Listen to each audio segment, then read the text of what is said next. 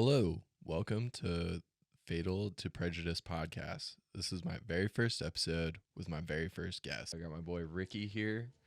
Fun fact about Ricky, we met 9 years ago, relating to fraternity events where I was pledging, brand new member. He's an alumni member, and I had to reach out to him and kind of connect with him on a personal level. So it was a pretty cool experience. Never knew his face until today. um, so we reconnected during COVID, obviously virtually, and he started his journey as a financial advisor and has continued it to this day. And so he reached out and was like, hey, do you want to be a client? Here's what I have to offer. I thought what he was doing was spectacular in the financial industry. And I said, let's go for it. And so we've connected a couple of times ever since. And now this is the first time we've met in person since we've known each other for 9 years. So welcome, Ricky. Thank you for joining me for the first episode. It's good to be here. I like the idea of calling this episode 001 with a lot of optimism about how many episodes you're going to have. Thanks for having me. I'm excited to be in Columbus, get to see the house, the studio, the lab, whatever we're going to call this. Thank you. And thanks for the kind words. I love what I do, and part of my job is just about getting to know people on a personal level, and it's been cool to reconnect in that way. And I think we talking earlier, and we both remember the call of about 9 years ago when we first met, but don't remember much of the content. So that's kind of fun. I think that's a good place to start. So fraternity life, Phi Theta Pi, Tiffin, Ohio. Yeah, go Tiffin. Go Dragons. Go Dragons. So where I remember what I was doing on that day I called you. Do you remember what you were doing? I'm guessing it was after work at a company that I worked for that I will not say the name of. I was in Cincinnati, Ohio. I know that much. That's about the extent of it. I would love to hear what you were doing. Okay, yeah. So I remember that I was with my pledge brothers that day, and we were running around. It was either a Wednesday when we didn't have class, or it was like a weekend, but it was probably a Wednesday because we were working. And we were going through campus. We were leaving, I think it was like the Heminger building, like the brand new athletic building that they just built. And we're headed back to probably the Phi house. And I was like, shit, I got to call this guy. Like, I need to get this task done. Like, damn it. And so I called him up, and we're in one of my pledge brothers' cars. It is, it's February, like Northern Ohio. It is ass winter. Like it is terrible. And like, yeah, we were just driving down the road, and I was like, all right, I would call this dude and see what's up. And so I don't remember the conversation at all, and we just kind of connected a little bit and somehow like hit it off as like friends, like first impression, and then like didn't talk at all for the 9 years. So, and that's how you build a relationship. Yeah, exactly. That's the foundation of relationships right there. I think the fun part of that is I probably gave you advice that probably was okay, but I thought was really, really good. That would be very different than the advice that I would give today, I think.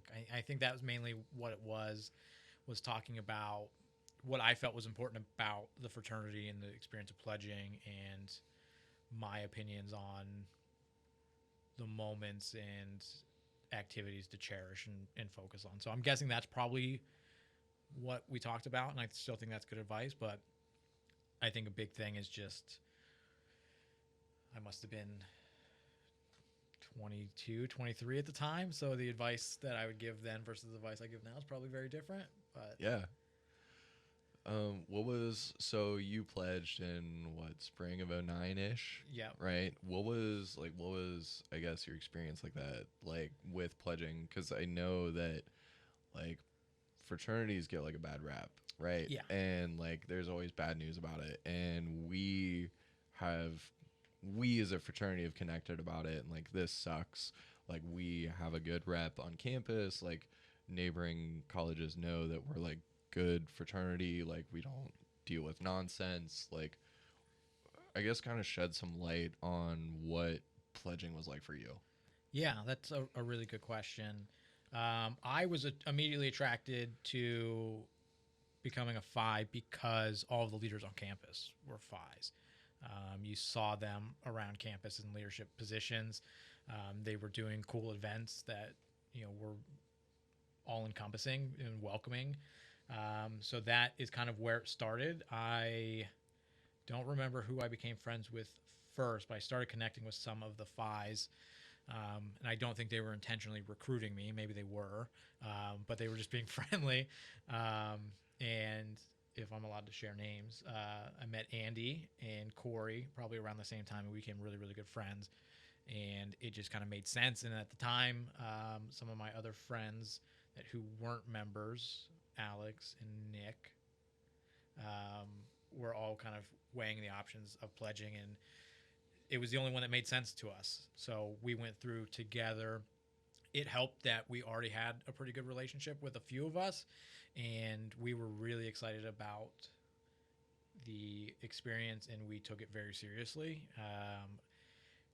I think there is a bad rap, and I think there's a lot of stories that get told. There's not a lot of headline news that gets made about the cool, boring stuff that fraternities do. It's the crazy, illegal things that make the news. um, so yeah, I think it's kind of hard to define. It was a group of guys. It was a true brotherhood. I think that's what connected us. I don't remember exactly how many. I guess to address the elephant in the room, we do have an anonymous. We're gonna call him my agent in the room. How many? Nine pledges. That sounds about right. And we took it very seriously. We joked that we were going to be the best pledge class ever, whether that was the case or not. But we were very serious. We took it very serious. We followed as many rules as we could. We came as prepared as we could. So it was very serious. It was a lot of fun. I think partially for me, it was harder because I was friends with some of the actives already, specifically Andy, who's very, very funny, one of the funniest guys I've ever met. And we have very similar taste in comedy, and you're not supposed to laugh during pledging, which was very difficult for me to do with someone like Andy. But yeah, at the end of the day, it was about bonding. That was the pledging experience, and not bonding through anything questionable, but bonding through we have to accomplish something as a unit. And we were told consistently and learned a lot of lessons through this that I still think are really important today. Specifically being a neophyte, and I remember Corey used to ask us every day, tell me something you learned today, and realizing that there's opportunity to learn and grow every single day. It's probably one of the first experiences in my life where it was about a lot less about me and about us and doing something together and accomplishing that, and a lot of it was just learning the history and what this was about and tradition. And it was a true brotherhood in a really, really cool way. And then beyond just the immediate group of friends that came in, we made lifelong friends.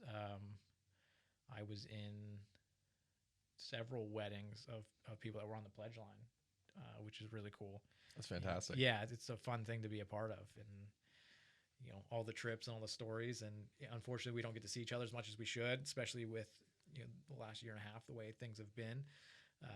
But you saw a little bit of it today when we get together. It's just we pick back up and stories tell, and who knows how much truth is still in those stories and how much they're exaggerated. But it's a good time, and at the end of the day, I think life is about memories, and this group of guys is people I have some of my fondest memories with. Trevor, for example, I met my wife at his wedding. Really? Yeah, I didn't know Trevor before. I don't think I knew Trevor before pledging. I was a groomsman in the wedding, and Ellie was a bridesmaid. Wow. Yeah. Okay, so let's dive into Ellie. Like, I know that you wanted to talk about her, and do, like, she's a huge part of your life. Like, I want to know about her. I've never met her. Yeah. So I'm glad you got in this early, because I don't know if she's going to listen to the whole podcast, so I get a chance to say shout out to my beautiful wife, Ellie. Ellie changed my life. Like seriously changed my life. I met her at Trevor's wedding. Um, she went to high school with Lindsay. And this is like a funny story that I think about of I have a job not related to my degree in criminal justice. I went to a small school that was very expensive. Looking back, it's like, hey, that didn't make a lot of sense. But, when I think, well, if I would have gone somewhere else, got a different degree, I wouldn't have, made these incredible friendships that I made over the way, but I wouldn't have met Trevor, wouldn't have been at his wedding, wouldn't have met Ellie. And like I said, Ellie changed my life. So, met her. Careful what to say here. When was that? This like, was this was like a few years after graduation in college, or like? I want to guess it was 2014, November 2014. No, that can't be right. We got the agent on the fact check. Forgive me. It sounds like 2014 was about right. So you met her like 2 years after you graduated college. About 3 years after college. Yeah. Yeah, 3 years. Sorry. Yeah.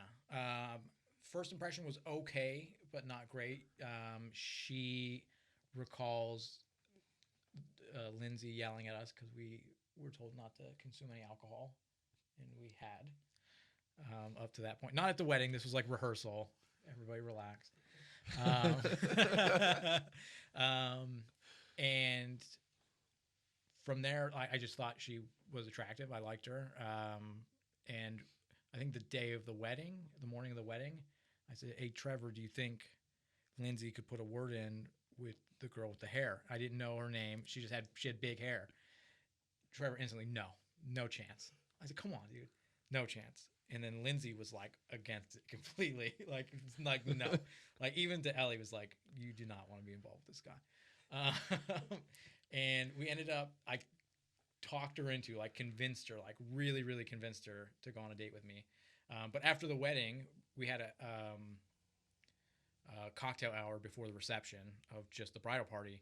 And there was actually one of Trevor's friends was trying to hook Nick up with her at the time, which was kind of funny because he was trying to play wingman. And one of us mentioned London, and the other person, their ears perked up and said, London, I know London. And we started chatting. We found out we both studied abroad in London at the same exact time. And then we just started chatting from there. And it was just like travel was really, really important to both of us and a life-altering experience. So we chatted about that, and we were hitting it off. And Nick is objectively more attractive than I am. So I thought it was over. I thought Nick had won. I'm like, whatever. Screw it, I'm going to drink and have a good time. And then Ellie asked me to dance, and I said no. And then she drugged me out on the dance floor, and we danced. And then I got her information and talked her into going on a date with me, and she went on a date. I was living in Cincinnati at the time, so it was like a 2-hour drive. So she was dating some scrub at the time. I talked her into leaving him for me. Sorry, Ellie. And then we dated long distance for like a year and a half. Wow. Yeah, back started and off forth. Long distance. Yeah, started off long distance. Yep. She like every other weekend almost. Yeah. And you were driving 2 hours. About 2 hours. Yeah, I think it was right about 100 miles. One way. Yeah, one way. Just to see her on the weekends. Yep. Wow, that's how every love story starts today, man. Yeah, it was. It's weird. It was in a time where it's hard to meet people. Online dating is becoming much more accepted, and I was very fortunate to meet her in a really cool way. Yeah, that's awesome. If Disney is listening, we'll sell our rights to the story. Yeah. So like, this isn't the rest is history story. Like, this is actually a pretty cool story from what I'm aware of. Like, yeah. You guys got together. You moved in together and then moved to California? No, so close. Okay. So I was working at Fidelity Investments at the time. Really, really enjoyed the work. I was ready for a new type of position.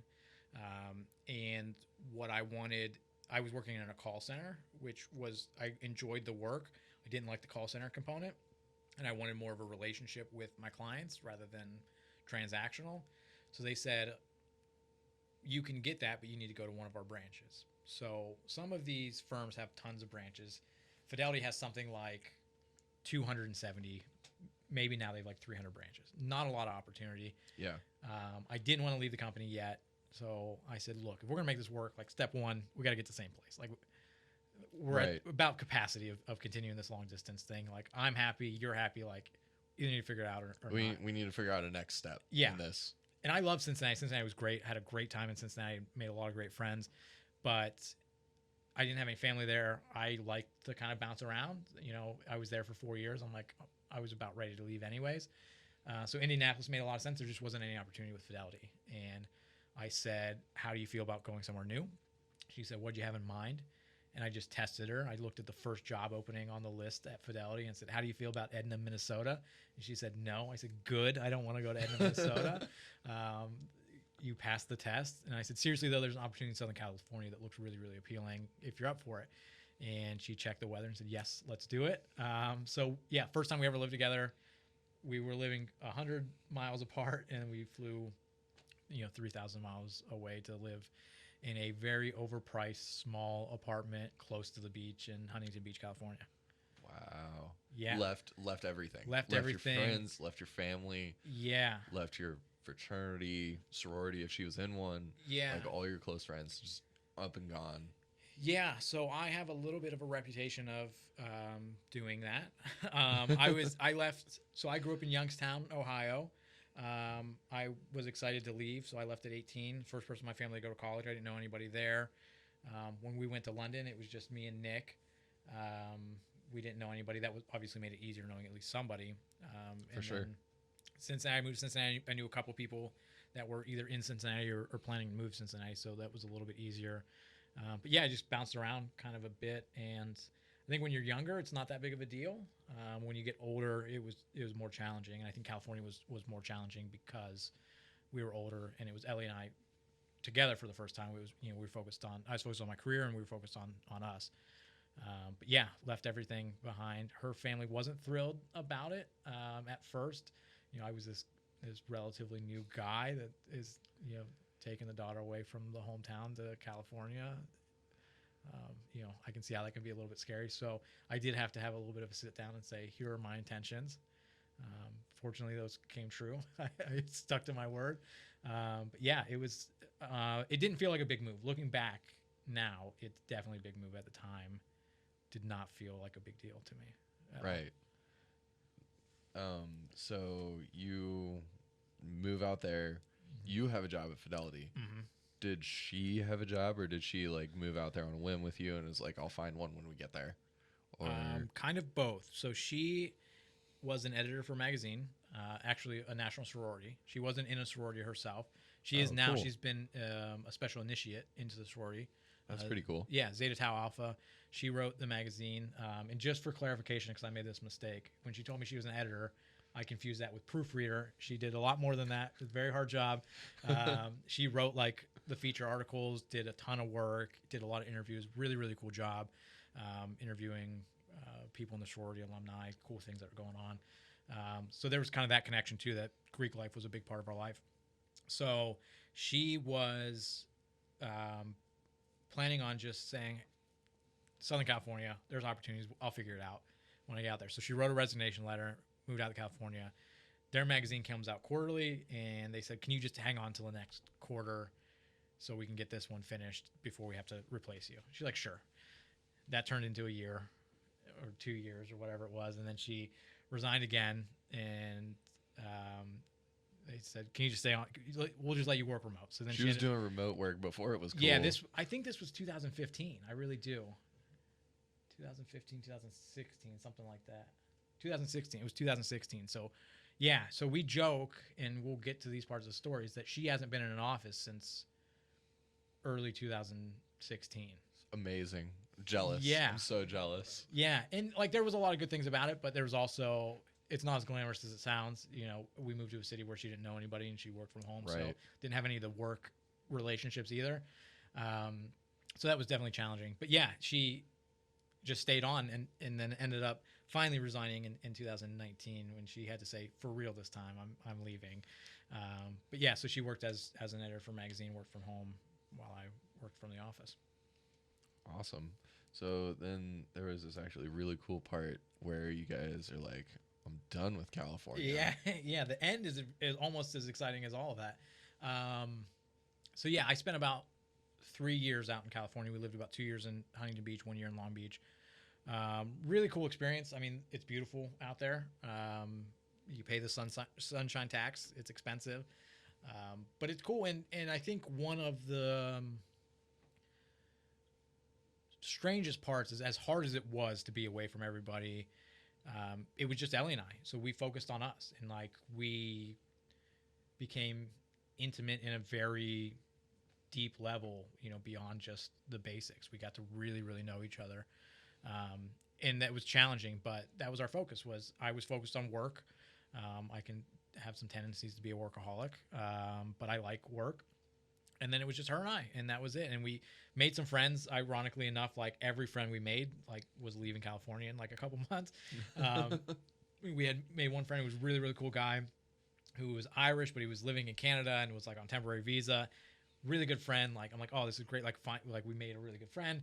And then he was like, visa's expiring. I have to leave. We met a really cool woman who was a traveling speech pathologist, I believe was the role. And she was only in California for like 3 months, and we caught her like halfway through, and like it was great. And she's friendly. We actually met up with her a little later down the road, but we just like kept having trouble making friends. Even like, oh, finally this is working, and then they would bounce. And then I had the work friends, but especially in finance, I think in sales jobs and a lot of these roles, it's easy to you're just talking about work. So Right.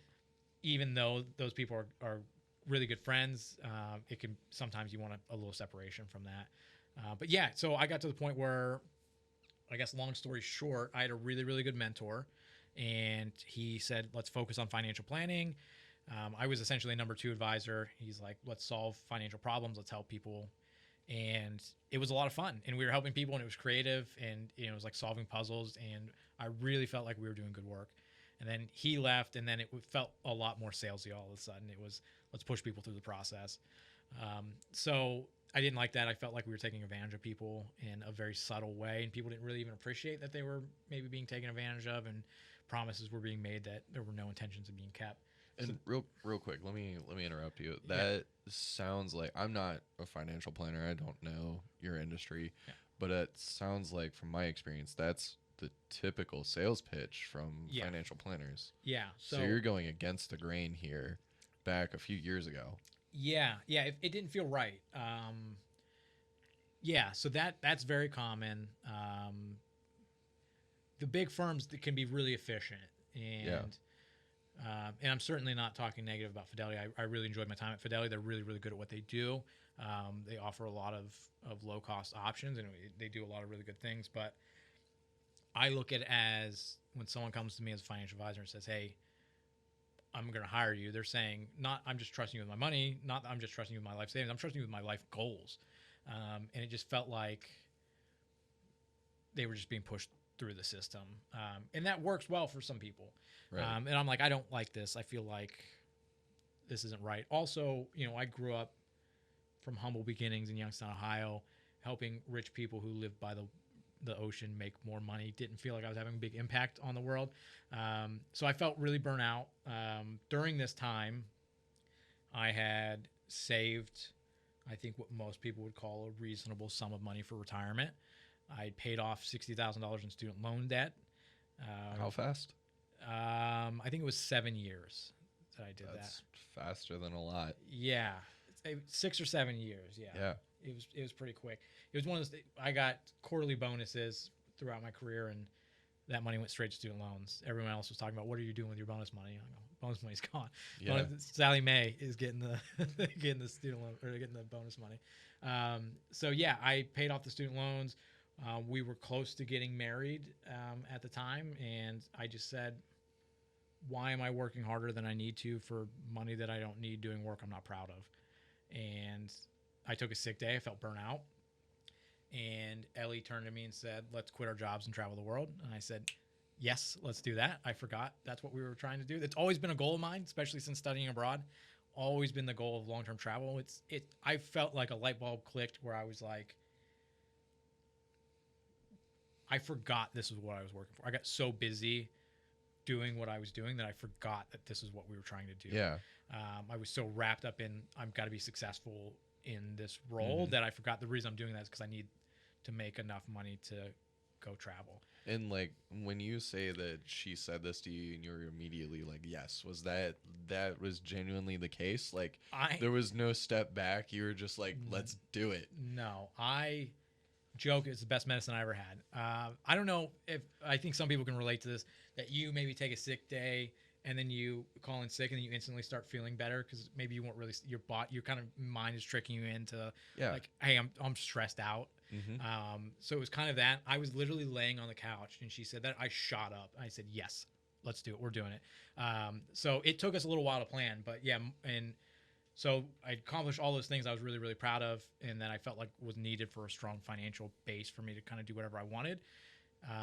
Paid off student loans, saved for retirement. We got married in November 2018 on a Saturday. On Monday, we bought a house in Indiana that we were going to use kind of as a home base, but we were going to rent out on Airbnb while we traveled. So to me, as a kid from Youngstown, Ohio, student loans are paid off. First person in my family to go to college. I don't have any student debt. No debt at all. I got a reasonable sum of money saved for retirement. Getting married. We bought a house. We're about to travel the world. Financial incentives out the window. What else am I, who cares what I do next? Yeah, you're young. You're what, how old? I'm 32. So at the 30. I was 30, 30. When we traveled, yeah. Yeah, so you're like, what? I'm not getting any younger. Yeah. Yeah. We're not getting any younger. And that was part of it. And that's what is kind of tricky is with, my specialty is retirement planning specifically. So this is against the grain of, like don't spend your money, save it, and wait till you're 65 to live your life. And I said, that doesn't seem to make a lot of sense to me. And my dream was always, I don't know if you're familiar with the FIRE movement, my dream was always to save as much money as possible, sit on a beach as soon as I can and do nothing the rest of my life. So we took the trip and I missed work way quicker than I thought. And I'm like, wait a minute, maybe this isn't what I want. And I said, I don't know what I'm going to do next. I was terrified. I walked away from, I think I can be relatively honest, I walked away from a fair amount of money that if I would have just stayed for a couple more years, it would have been, hard to walk away from that. That was a part of the decision. And I'd say, am I doing this for money or am I doing this because this is the life I want to live? And I just said, it's not worth it. It's not worth the energy. It's not worth the time. It's not sitting here for 60 hours a week, making a paycheck every other week is just not worth it. It's not bringing you happiness. Yeah. At what point is enough? And I easily saw that waiting 2 years to, for this money to vest and get paid on that money was going to turn into another 2 years and another 2 years. And then before I knew it, I was stuck and life had passed me by. So I said, no, screw it. I checked with Ellie. I double checked with Ellie. I said, I want to make sure you're comfortable with this too. And she was.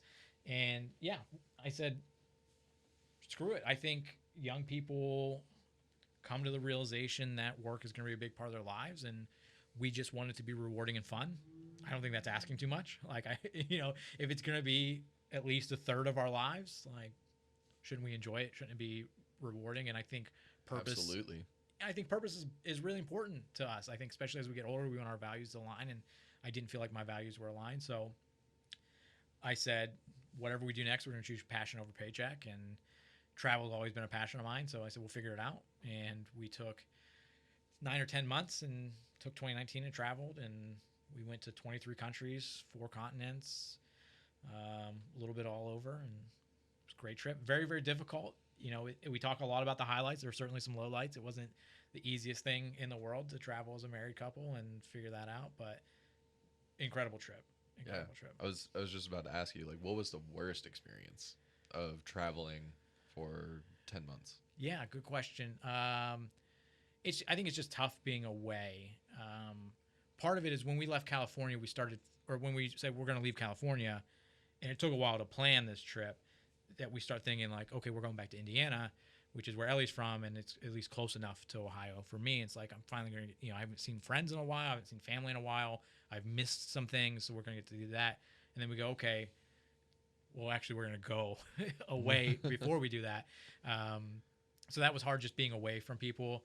I think the hardest thing from a trip standpoint is there got to a point in the trip where I was feeling frustrated that it felt like we were doing things that Google told us we were supposed to do rather than really experiencing it. And I think there's a challenge of expectation and reality of like what's in your head versus what actually happens.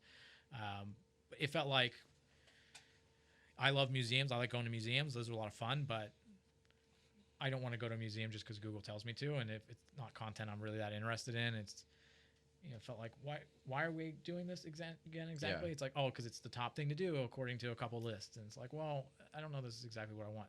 So that was really challenging, that I didn't feel like, I felt like we were tourists and I wanted to feel like a global citizen.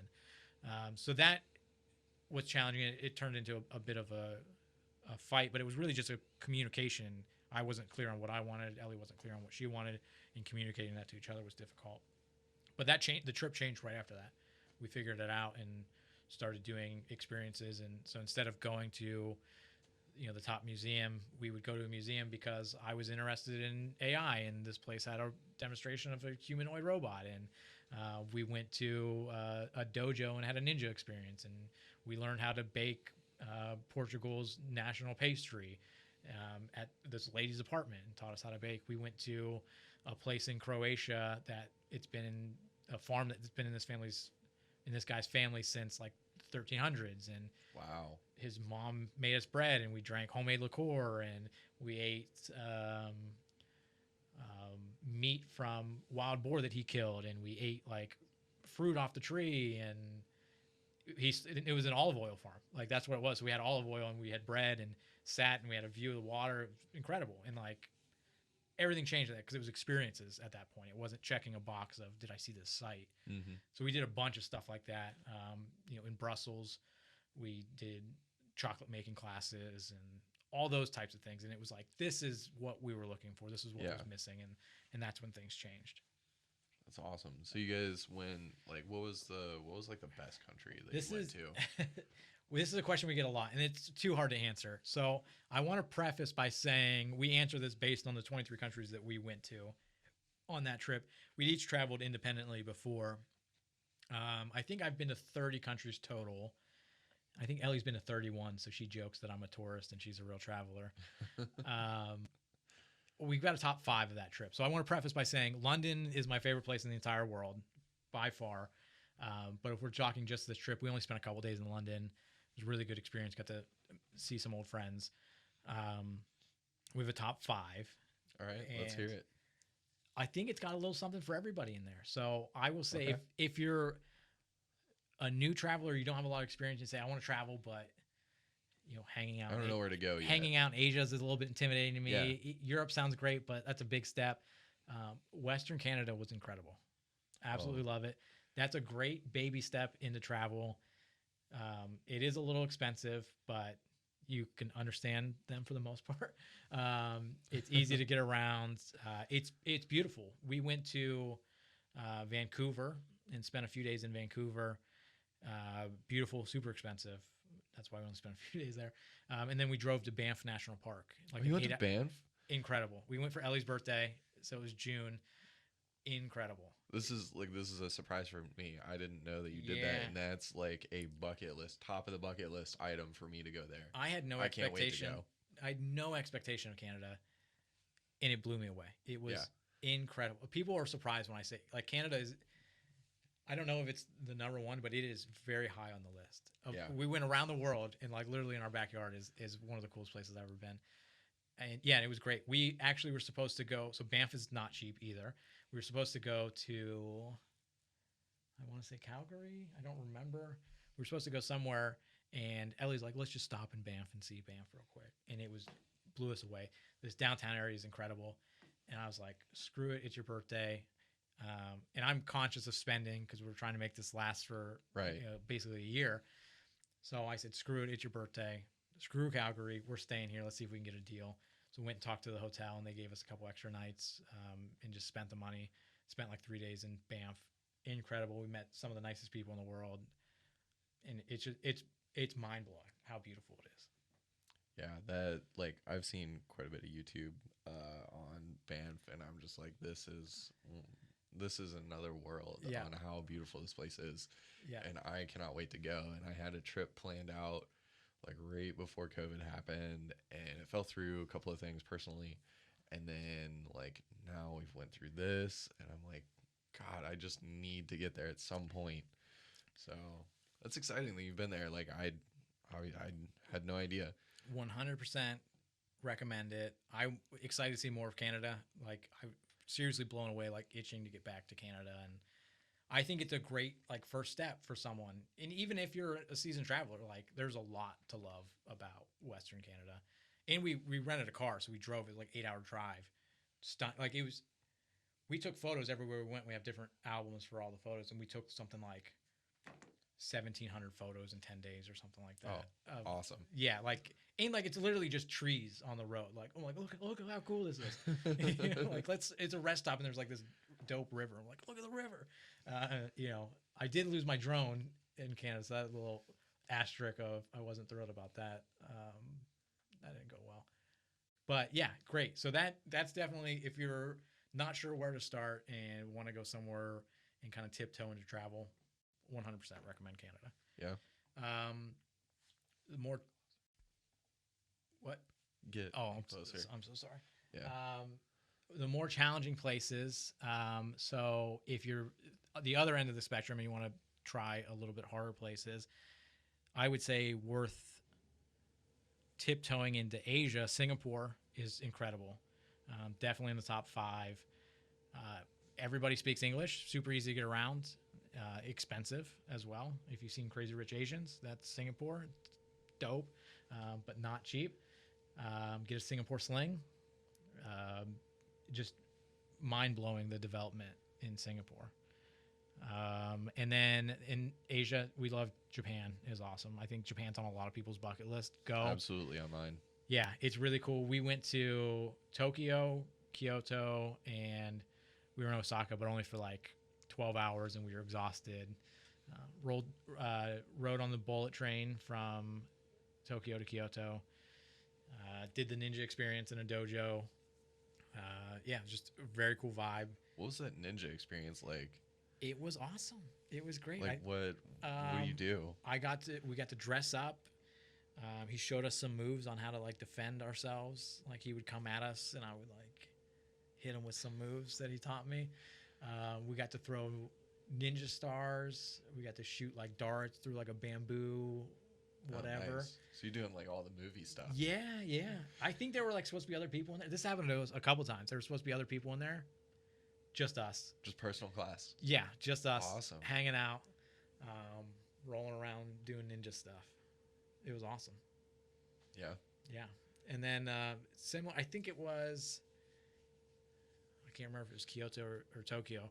We did a tea ceremony. Same deal. It was supposed to be a group, and it was just us and this instructor showing us how to, properly present tea and make tea for guests and how to drink it. And there are certain ways to put the cup when you're finished or you've had enough. And it was great. Wow, that sounds interesting.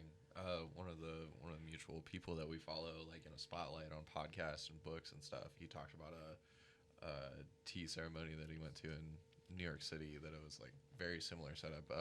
Ramit Sethi. Okay. Yeah. Like he talked about it in a Tim Ferriss podcast, and I just thought that was like awesome. So it's cool to know someone who's done that, and then like 2 highly positive reviews. Yeah. Sounds like I would love to do that.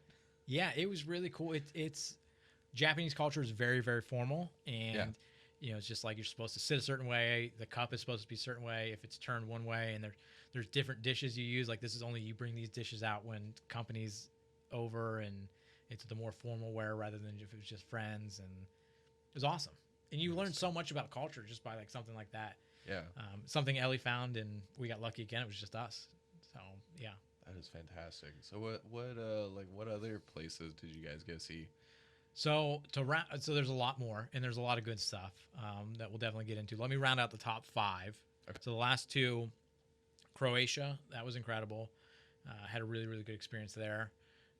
Lost my Apple Watch if we're going to continue my losing Bummer. things along the way. That is somewhere in the bottom of the Adriatic Sea, unfortunately. Great experience there. Just the people were so friendly. Like we stayed in Split.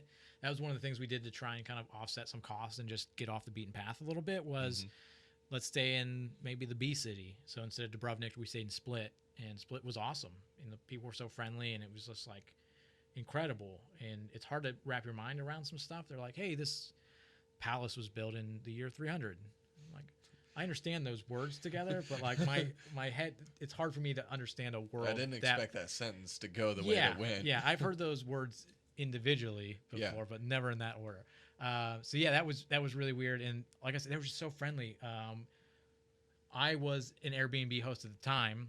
We stayed at a lot of Airbnbs, and the guy was just so funny because he's like, was just super friendly in general. He brought us some homemade liqueur. His wife made pastries he brought to us, and we stayed like in this little apartment.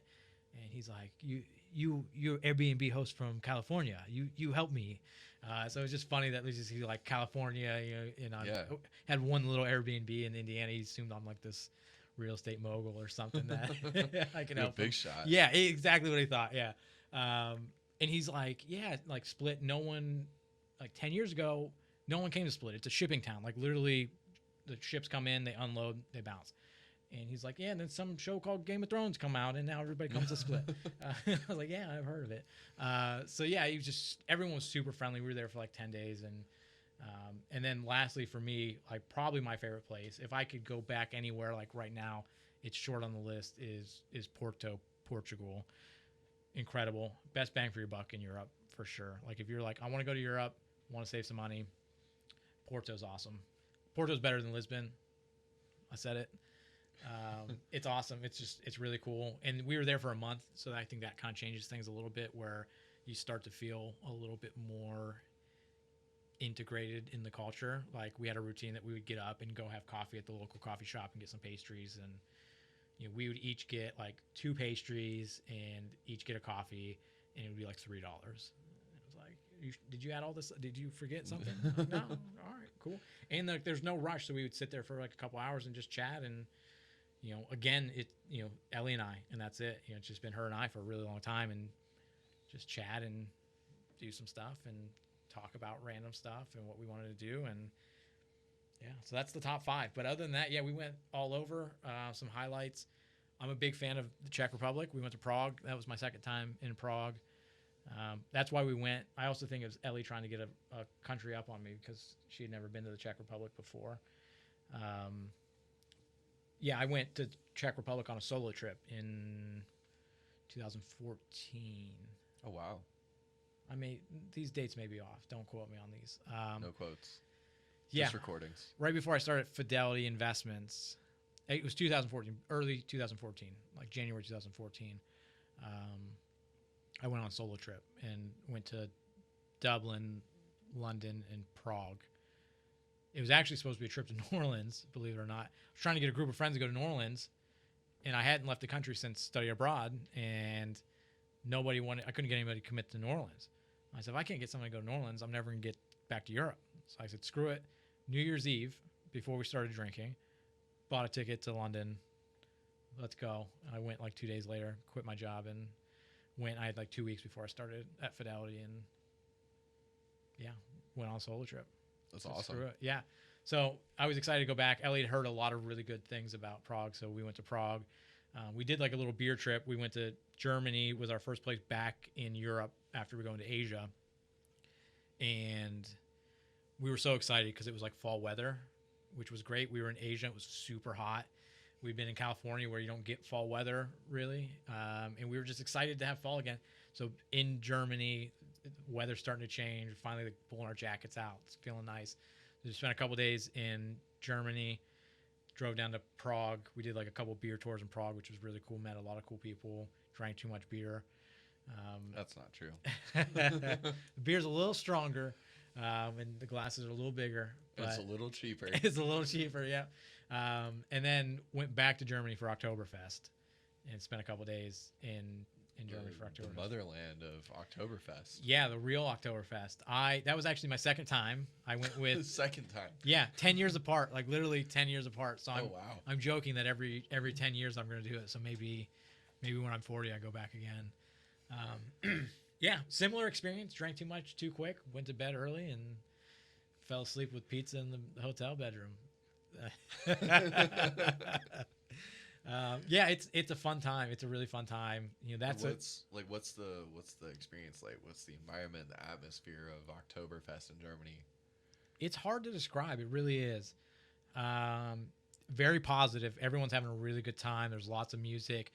Um, a lot of it is the drinking is obviously a big part of the culture for Oktoberfest and the celebration. But it's like a big fair. There's rides, there's games, there's souvenir tents, there's food. Even in the beer hall, there's tons of food, pretzels. Shout out to soft pretzels. Big soft pretzel fan. You can. There's a photo of me. I think it's one of my Facebook photos. I'm holding a soft pretzel up next to my head in a giant liter of beer. That wasn't Love it. at Oktoberfest, but that's kind of the vibe.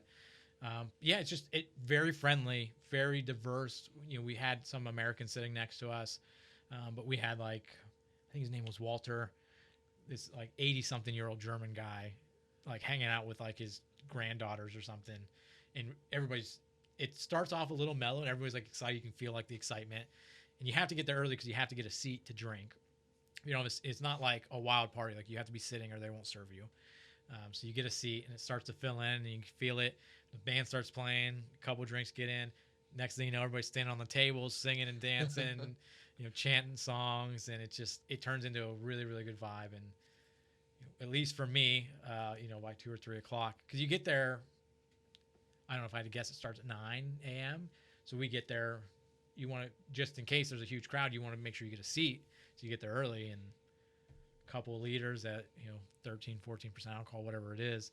All before 10 a.m. Oh yeah, early, you know, and you're like, bring the pretzel, you know, and then you just do that a couple times and you feel it in your eyes first and you're just like, okay, things are starting to feel a little heavy. It's a marathon. Yeah, it's not a sprint. It is. Each time I've done it way too quick.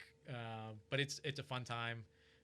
The food's good. There's a lot of good street vendors around the fairgrounds, and it's a good time. Yeah, maybe in your 40th, Yeah, your third anniversary, you'll take it as a marathon. I would love to do it as like a big group trip. I think it would be a really fun group trip, and I really do think it would be a good vibe group trip because I think especially if it's people, you know, if we think like our fraternity brothers who maybe we don't get to see as often as we should, and we get together a few times a year, doing a trip like that is you're catching up, you're having a fun time, you're already in a good mood, you're traveling, like it's just a good vibe. We're getting way away from like the hustle and bustle of work and like everything else. The whole you're in a life, whole like, nother world. Like and even for me, I've done it twice. I think that's the bucket list for a lot of people. Even like not from the hey, I want to get shit faced and party vibe, but just like hey, this is a cool experience and I like alcohol and beer and that's fun in itself. So yeah, so we did that, and every time I've done Oktoberfest, you know, we try to ride the roller coaster of emotions, and we do Oktoberfest, and then we do Dachau concentration camp to, you know, offset the experience, and it's a sombering experience to do that as well. Yeah, I've heard that those experiences are very intense, like with the concentration camps and like the museums, the tours, all that stuff. Like, what is that like? Because not everyone gets to go over there for that either. Yeah, I've never been to. There's the Holocaust Museum in D.C. I've heard that's very humbling experience as well. I've never been that. It's hard to describe. I know how I felt, and it's hard to describe that. It's just, I think, and at least for me, in school, you hear about the Holocaust, and it's kind of spoken about in a here's the information kind of way. Yeah. And it is humanized, I think, a little bit through education, but when you see it, you go, oh shit, this was like, this happened like right here. Like we've got like, you know, documentaries and TV shows and it just, books and all that stuff, but like seeing it is a different level. Yeah. And like, yeah, it's just, it becomes so much more real of this is a real thing. Not that I didn't believe. I'm not a Holocaust denier, nothing crazy like that. Didn't think you were. No, but just to let's clarify. clear that Just to out. clarify. Let's get the haters out of the Yeah, comments. yeah. Um, it's just especially. I mean, you go to the gas chamber, you see the gas chamber, and like, you know, Fuck. yeah, yeah, exactly. Like, it's giving me chills talking about it. It's like I don't know how to describe it. I know how it made me feel, and it's something I'm certainly glad that I experienced, and encourage a lot of people to. I think that's kind of a modern way of education too. Is just it's tough. Yeah, I think it's this is a little political in my beliefs, but like it's not about the statues, right? It's about Right. preserving where these things happened Yeah. and being able to guide people on a learning experience to figure out this is like the closest to a firsthand experience that you'll ever get. Yeah. Yeah. And seeing like photos of, uh, you know, people in the concentration camps, and even after they were liberated, and you know, kind of the world that we live in, and some of these people were exiled from their home country and were liberated, and then had to stay in the concentration camp because they had nowhere else to go. And it's just like, it's still, even being there, it's still hard just to wrap your head around of what that's all about. But that's one of the things about traveling, is you get to experience those things, and you get to Yeah. see a perspective that you haven't seen before. Yeah, I mean, there's nothing that I'm aware of that's even close to that here in America that you could go and see. Like, I mean, the closest I could relate to that is like, Ground Zero. Yeah, And sure. I mean, we're sitting here on 9/11. Yeah, 20 years ago today. Yeah, I went to that museum and I just like felt the same way. I got chills. There's no way to really describe being inside. Yeah. Yeah, so you feel that ride that we just took, that was like what it was in Germany, where you go from. And I think a lot of my travels, I mean, when I studied abroad, first time I left the country, I was 20 years old in London, so I got a pass to start drinking sooner than I would have if I just stayed in the States. Right. So I was at an age where I feel I was young enough to have a really good time, but old enough to enjoy the experience and appreciate what was in front of me. So there was a really, really good balance. And I guess depending on who you are, you can maybe agree or disagree. A really, really good balance of, hey, let's have a really good time and take advantage of this, but also let's use this as an opportunity to learn and grow as people. Right. And I think I try to find that balance the best I can when I travel now too. As I'm getting older, it's more of a different type of fun than the clubs and drinking, but it's still just kind of finding that balance. And yeah, so I guess maybe that's a pretty good example. But yeah, go to Oktoberfest, go to Dachau. Ride that roller coaster.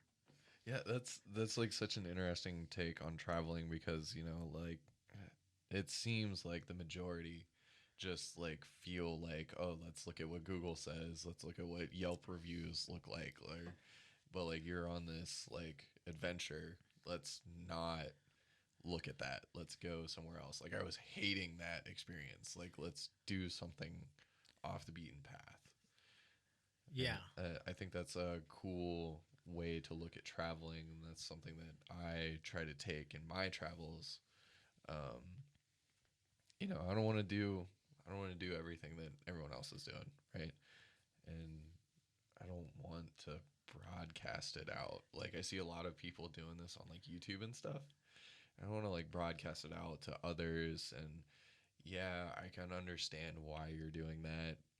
Like that's great for you, but like here's the negative effects that I'm seeing, and I'm not trying to be pessimistic, but like you're getting a lot more foot traffic in these places, and we're not preserving them as much as we should for future generations, right?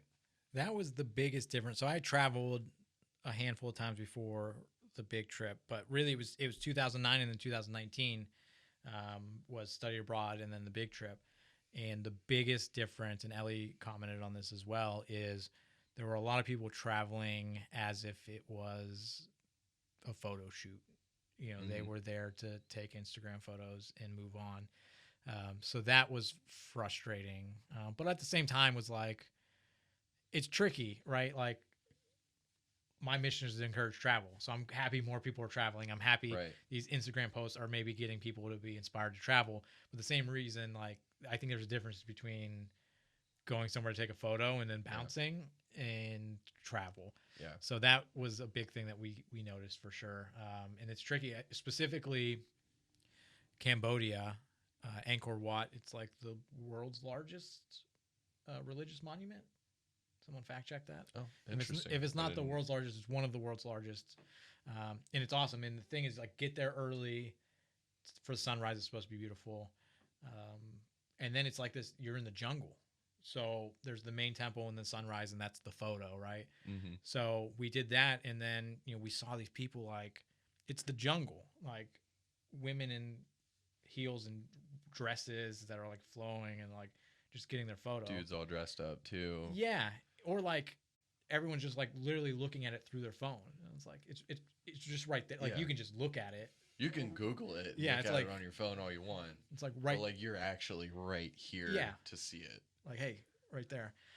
So that was like a little frustrating as well. But yeah, then we go into the jungle and it's like, oh, like where's the lady in the dress and the heels? Like she's not back here climbing these temples with us, Yeah. So yeah, it's just like people are missing. You're barely scratching the surface. Right. So that was a little challenging, and that's definitely something that we noticed and have conflicting thoughts on because we want people to travel. We want people to feel inspired and travel, and I know Instagram does that, but have we crossed the line where it's more vanity than it is experience? Right. And that's like something you want to teach people Yeah, to do Yeah. rather than just, I don't know, don't go out for the Instagram post. Go out for the experience. yeah. There's there's something that happens in your gut when you travel that likes on a social media post don't give you. Absolutely. But yeah, I was fortunate. I think a lot of that, I don't remember exactly the original question, but about just kind of having experiences. I think I was really fortunate that the first real travel experience I had was study abroad. I was there for 4 months. So the best part about that is I got to feel like I was a part of the culture. I did normal things. We went to the Yeah. grocery store. We had to take public transit just to get from place to place, not to go see a site. And then when it started, we lived in quote unquote the international dorm, which was just Americans, and it was good because right away, hey, we're not on our own. We've got people that we connect with. It's like, okay, like let's go out together. And it was like, okay, we've been doing this for a week. We're going to the same Americanized bar. We're going to the place that has beer pong, and like this doesn't feel very different other than Right. we're in a different location. So we got like a rare, I don't know, chance encounter. I ended up meeting an Englishman that lived across the street, became really, really good friends. He kind of brought me in under his wing and was like, let me show you about English culture. So we hung out all the time, and he showed me British comedies and all kinds of different stuff. He took me to different places that I never would have been otherwise. I got to meet more and more of his friends, and I was like kind of immersed. And like that is what I've been seeking rather than, and you don't get that from the sites. You get that from taking your time and Right. digging in, Yeah. getting to know people, asking questions. And that's where, my beliefs were challenged big time of, they were really good at saying, why is it like this in America? And I like to think that I could appreciate the fact that because it's America and that's how it is wasn't a good enough answer. And like maybe I hadn't really thought some of these things through. I just had heard them and believed them. And, it was the first time I'm like, wait a minute, maybe I don't know. I'm just regurgitating things that I've heard growing up and I don't know what I'm talking about. So that was an eye-opening experience, and started to think for myself. And I think that's one of the cool things about travel too, is that you're looking back at your world on a different lens, like literally from someone else's point of view. So that's kind of what has been a huge eye-opener for me. And that's where, the first major change in my life is studying abroad in London. Okay. Yeah. So I want to ask you two different questions. First is, once all this stuff is kind of behind us in the world that we live in, where we have to stay home and Yeah. etc., where is the next place that you and Ellie are going to go? International or local or Both. domestic? Both. It's a tough question. I think we're very fortunate that we traveled when we did. We came back December 2019. Oh, absolutely. Yeah. So we're very, very fortunate of the timing. And I think because of that, we didn't necessarily have the same itch that some other people did of like, I want to go travel. We're like, we can take this time to decompress. Let's get back into a routine of normal life. So it's only been over the past few months where we're like, let's start planning a trip. Um, so we've got too many ideas. And you think like if you go back to us planning this trip, like we've got a year, we can totally go to everywhere we want to go. Not Right. even close. Like we had to cross so many things off the list that like just barely missed it. So some of those are on the list. Going back to some places, we like to travel slow. Scotland's come up a few times. We've been to Scotland independently, but we love the idea of staying in a small town in Scotland and just spending a month there and kind of just trying to acclimate and be part of the town for a month. Um, we want my birthday's in December, so we want to go somewhere for my birthday. Um, Michigan comes up a lot. I haven't spent a lot of time in Michigan, so Ooh, Michigan's underrated. Michigan. This is every time we travel, it's like here's kind of a list of a handful of places we want to go, and one keeps popping up. Michigan is one of those places that keeps popping up on the radar. Yeah, So, for me, it's like Michigan's in my backyard, and I'm Yeah. like, I could just go there on a weekend. Yeah. I want to go some crazy place, yeah, far and away, thousands of miles. Ellie will yell at me for this, but I can't remember the name. She just told me there's a small town in Michigan that she wants to go to that has like a cool Christmas, like a whole Christmas tradition in a small town. So we talked about doing that for my birthday, and That'd be pretty cool. yeah. So I'm trying to get to a point where my job as a financial advisor is to encourage people to live their dream life. And I've recently switched firms where I'm working with a smaller group of people. And I got to the point where it feels silly for me to try to encourage travel and encourage people to live their dream lives. And I'm slaving away at 50 or 60 hours a week when that doesn't seem to make any sense to me. Yeah. So I'm trying to get to a point. My goal is where, I'll take anywhere from 1 to 4 months off a year to be traveling, and just be around. So let me go back to the other question that I had. Okay. You mentioned like before while we were eating dinner that you have this like Ricky 1.0 and you have this Ricky 2.0. Yeah. So like what's this like? Give us the details on like Ricky 1.0. Like what's the Yeah. what is that and how are you now Ricky 2.0? Yeah, this is a long question to answer. So yeah, I think this is good because we talked about how we're comfortable with the conversation. We want the conversation to get a little bit deep. So this is probably the deep part of the conversation. I don't know how to define Ricky 1.0. Rough around the edges, maybe Okay. the safe way to say that. I think for me, I've always been really competitive. I've always felt like I've had a chip on my shoulder that I have something to prove. Mm-hmm. And growing up, there's several moments growing up where I felt underestimated. Like I said, I was the first person in my family to go to college. My guidance counselor told me to consider other options because college wasn't for someone like me. Love that. Things like that happen throughout my life that really annoy me and drive me. And I think, and maybe I'm wrong, but at least I thought in order for me to get out of the environment that I grew up, Youngstown's an economically depressed area. Mm-hmm. I grew up with a single mother for a lot of my childhood, so financially that was challenging. And it felt very much like, dog eat dog. You had to survive, and it was you versus everybody, even the people closest to you. It was always a competition.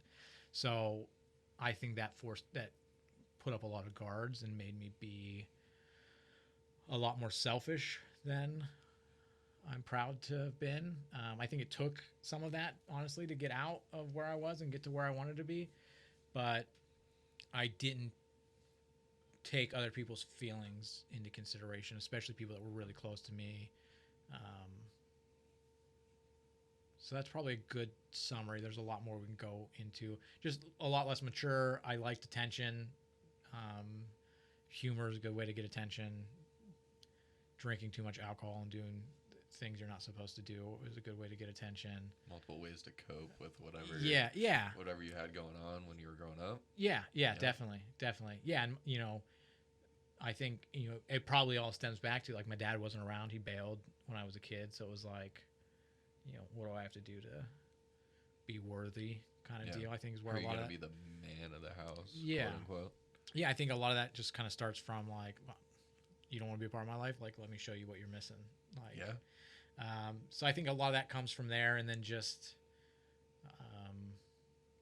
having a hard time admitting you're wrong. And honestly, I think a lot of this can come back to, I think the most important skill is communication. And I know we've all heard that before, right? Communication is really important, but it's not even just being able to communicate and talking a lot, but being able to articulate how you're feeling and what's going on and like what you're trying to say. So I don't think I communicated very well, whether it was I wasn't giving enough context or I couldn't articulate exactly what I meant, and that was really frustrating. And then that would cause arguments with people because I couldn't explain myself in a proper way. And I think a lot of people will deal with that and they don't even realize it. So that, and then just couple it with, being young and alcohol and partying and those kind of things. I'm fortunate that, maybe I'm harder on my previous self than I should be. Recently, people have told me that I wasn't as bad as I think I was, but I'm fortunate I still have a lot of really good friends in my lives. I wish I would have treated people a little bit better during that time. And it was more about preserving myself and me being right and me winning, and everything's a competition. Even people I really cared about, whether it was how much money somebody was making or what they were doing, I looked at that as they have and I don't, or I'm going to beat them, or whatever that was. So that's probably the psychoanalytical answer. Okay. Yeah, just a little bit of an asshole. I said things I shouldn't have said. I was mean to people. I, as a defense mechanism, was just hard and mean to people and treated people poorly. So yeah, that's Ricky 1.0 probably. Funny, I think, a lot more funny than I am now. Trauma is a great mechanism for humor, man. Yeah. I think overall a decent guy, but rough around the edges. Yeah, for sure. Yeah. Okay. So how did that transformation happen of Ricky 1.0? You took a step back and you're like, I don't like the person I am. Yeah, it was really hard. How am I going to transform? Yeah, it was very, very difficult. I think a reason a lot of people don't focus on self-improvement is because it doesn't stop ever. I think if you start on the journey of self-improvement, it goes forever. And two, it's fucking hard. Like, it's just hard. So I can remember a few specific things that happened. We were in California. It was just Ellie and I. I mentioned before, it's just, that's hard on its own. Ellie's a really, really good person, like a really, really good person. And just as you're sharing who you are and what's important to you, who's important to you, what your upbringing was like, and comparison is not necessarily what I mean there, but it's easy to look back and go, oh, like this thing happened to me, or, yeah, I can be cheap and frugal, but that's because we didn't have any money. And, I was raised in an environment where when you couldn't communicate, you just yelled. Oh, that didn't happen in your house? Oh, like I thought that was normal. So you kind of start to see like, oh, like maybe things aren't as normal as I thought they were. And the job was stressful, just trying to figure out what I wanted to do with my life and have what kind of impact I wanted to have on people, and was I proud of what I was doing. And just wanting to be a better person for Ellie really is kind of what started it, and just wanting to be the best version of myself. And then life just got hard. And I think the biggest thing Ellie ever did is kind of two things that are probably cousins of each other. Is she taught me compassion, and I don't think she necessarily taught me empathy, but she taught me empathy wasn't a bad thing. And that's when things started to change. And when I started having, California was the first time in my life that I felt like things weren't okay with me. And recognizing that in myself, I go, well, other people are having a hard time too. Like maybe you just need to be kinder to other people, and like maybe don't make their lives so hard on other people. And like that was challenging. And I was still, my grandfather had passed several years before that, and I'm fortunate I have a great stepdad who played a vital role in my life, but my grandfather played father figure when there wasn't one. So that was tough, and I never dealt with that at all. So kind of dealing with that, worrying about my own mortality. I don't know just if that's what starts to happen when you turn 30, but that's kind of what was happening. And just feeling like I wasn't proud of the person that I was. And I had success financially and, in I think most regards, I won awards and got trips and all these things from doing hard work. And I felt pretty satisfied. I felt that I could look and say, I've got success at this point. And not only do I feel satisfied with the success I have, but the other people that you're competing against, like, we're not even playing the same game. Like, Right. our goals aren't, who cares? Like, if they're probably, my goal is completely different than their goal. So who cares what stage we're at? So that started changing things. And then I started feeling like genuinely happy when people would tell me things like what's going on in their lives. I remember I used to feel a little bit of envy through that. And then I just genuinely felt happy for people. I was like, that's great. Like I really started celebrating with my friends. And just going, hey, life's hard enough, and whether you're ahead of me or behind me, nobody's fucking keeping score, and who cares? And the scoreboard doesn't even exist, and we're playing different games and whatever. So none of that makes sense to me. And so that's a big thing that started. So just having Ellie in my life was a big part of that turning point. I started meditating in that time, which was invaluable. And specifically, the one of the biggest turning points in my life is I did guided meditation, and I started doing that, and that was a wake-up call that I wasn't living in the present at all. I was either stressing about the person I was before, or, hey, what am I doing next? What is my life going to look like? And just realizing I'm spending zero time in the present. And like that was like eye-opening. And then I did one of the early meditations I had was about compassion, and it was about being compassionate to yourself first and foremost. And several times throughout my life, people told me I'm hard on myself, and I've never believed that. And one of the tips they gave is said, be aware of your inner critic and the way you speak to yourself, your inner voice. And I said, okay, I'll pay attention to that. And then they said, you're probably really hard on yourself, and what you should do in that situation is respond the way you would to someone who's very close to you in that same situation. So a lot of times I used Ellie as how would I respond to Ellie if she was in the situation. And then so after probably that day, I think I meditated in the morning, that day made a mistake at work, not a big mistake at all. I don't even remember what it was. That's how minor it was. And I went on a walk. This was in California. I went on a walk, and I remember specifically I said, like thinking about what I did, and I said, oh, I did this instead of that, like a fucking idiot.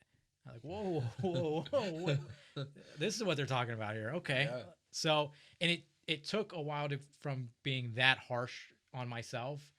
You can't just go, okay, like everything's fine. Right. Like, I felt like, okay, let's progress this. So like, let's take fucking idiot out of that sentence. And I started using knucklehead. Like it still wasn't good, right? Softer. Yeah, it's softer, right? So I was like, oh, you were being a knucklehead. And then it just slowly became like how, let's pretend Ellie comes to you in the same situation. What do you say? And that changed everything. Life changed completely after that. What's that like meditation like? I know of like breath meditation, like a couple other, but like what's that guided meditation, that compassion like? Like walk me through that. To me, it felt like a very inexpensive version of therapy. Okay. I use the Calm app. Shout out to our sponsors, Calm. No, I'm just kidding. No sponsors. No sponsors. Just kidding. No, I use Calm. Tamara Levitt is I think the CEO, and she does a lot of the guided meditations. And she's just very calm. She's very compassionate. And you can feel it in her that she's a good person. and she's trying to help. And usually what it starts is like she eases you into it, and it's just about breathing and focusing on your breathing, and you spend probably 10 minutes of that, and then the last couple minutes she just kind of talks to you in a friendly manner and talks about whatever the topic of the day is. And yeah, it's just like it started making sense to me. It's like, okay, like, yeah, maybe I do need to be nicer to people. And meditation specifically, like one of the cool things about meditation is, so our bodies get worked up and we go to fight or flight, right? Absolutely. We all know that. So what happens is our heart rate elevates, we start to sweat, our pupils dilate, our senses start to heighten a bit. So of all of the things that our senses are, the only thing that we control is our breath. Mm-hmm. So by breathing and focusing on your breath, you're telling your brain everything's fine, Mm-hmm. and it calms you down. So like that was cool. So like just starting with that, of like, oh, like that makes sense to me, and just focusing on breathing and focusing on, hey, let's be in the now, because you haven't spent a lot of time here, and starting to realize, hey, it's okay, like everything's okay. Mm-hmm. So yeah, that's, if I could give advice to anybody out there, is treat yourself. Think of someone you care about deeply, and then when you have an issue, say, how would I treat this person in that same situation? And you end up being a lot nicer to yourself. And then once you're nicer to yourself, you can be a lot nicer to everybody else, and that makes life a lot easier too. That's true. I recently, in the past like 2 months or so, started this new meditation technique that I learned from Naval Ravikant. Okay. Where I don't do it as long. He recommends an hour in the morning, and I'm like, I'll do it for 20 minutes. Yeah. 20 minutes is what I got. Where you just sit, relaxed position. You don't focus on your breath, and you just let your mind do whatever it wants, and you just let it go. Yeah. And it just, like, he said that, you work through all these things that, like, your mind is always fight or flight, and it wants to resolve these issues that you've had, yesterday, a week, a month, a year, 3 years ago, whatever. And so, like, once you can get through that, you get to, like, inbox 0, and you feel so much more calm, and you are able to think through things a little more. And I've started doing this in the morning, just like he recommends, and I do it for 20 minutes. And even at 20 minutes, I noticed a difference in my life, my emotions, my mental state. Like, meditation is powerful.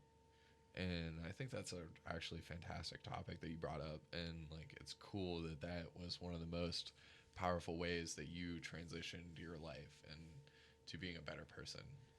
Yeah, it's so I haven't intentionally done that, but that happens a lot when you meditate. Yeah. Like a couple things are gonna happen. Either your mind's gonna wander, and you're not gonna focus on your breath. No big deal. Like, and that's one of the cool things is, like, Tamara will pop in and be like, "You may have wandered off." I'm like, "Oh yeah, shit." And she does it like a really friendly way, like, "Oh, let's bring you back." Or you're gonna fall asleep, which is fine too. Or you're gonna focus, and it helped, and all of those are good. Like, all that's fine, and you just take a few minutes. Especially, we live in this world where we're connected all the time. Like, I think this is why people have trouble sleeping, and they have their best thoughts while they're in the shower. Like the 2 times you don't have a screen in front of you. Yeah, absolutely. And, like, right before you go to sleep, Right. you got you're scrolling. Yeah. And, like, we're on all the time, and Yeah. we're soaking up everything that we are reading, and it's like, oh, scroll the finger, what's next, what's the new thing. Right. I've already processed that, but actually you haven't. Right.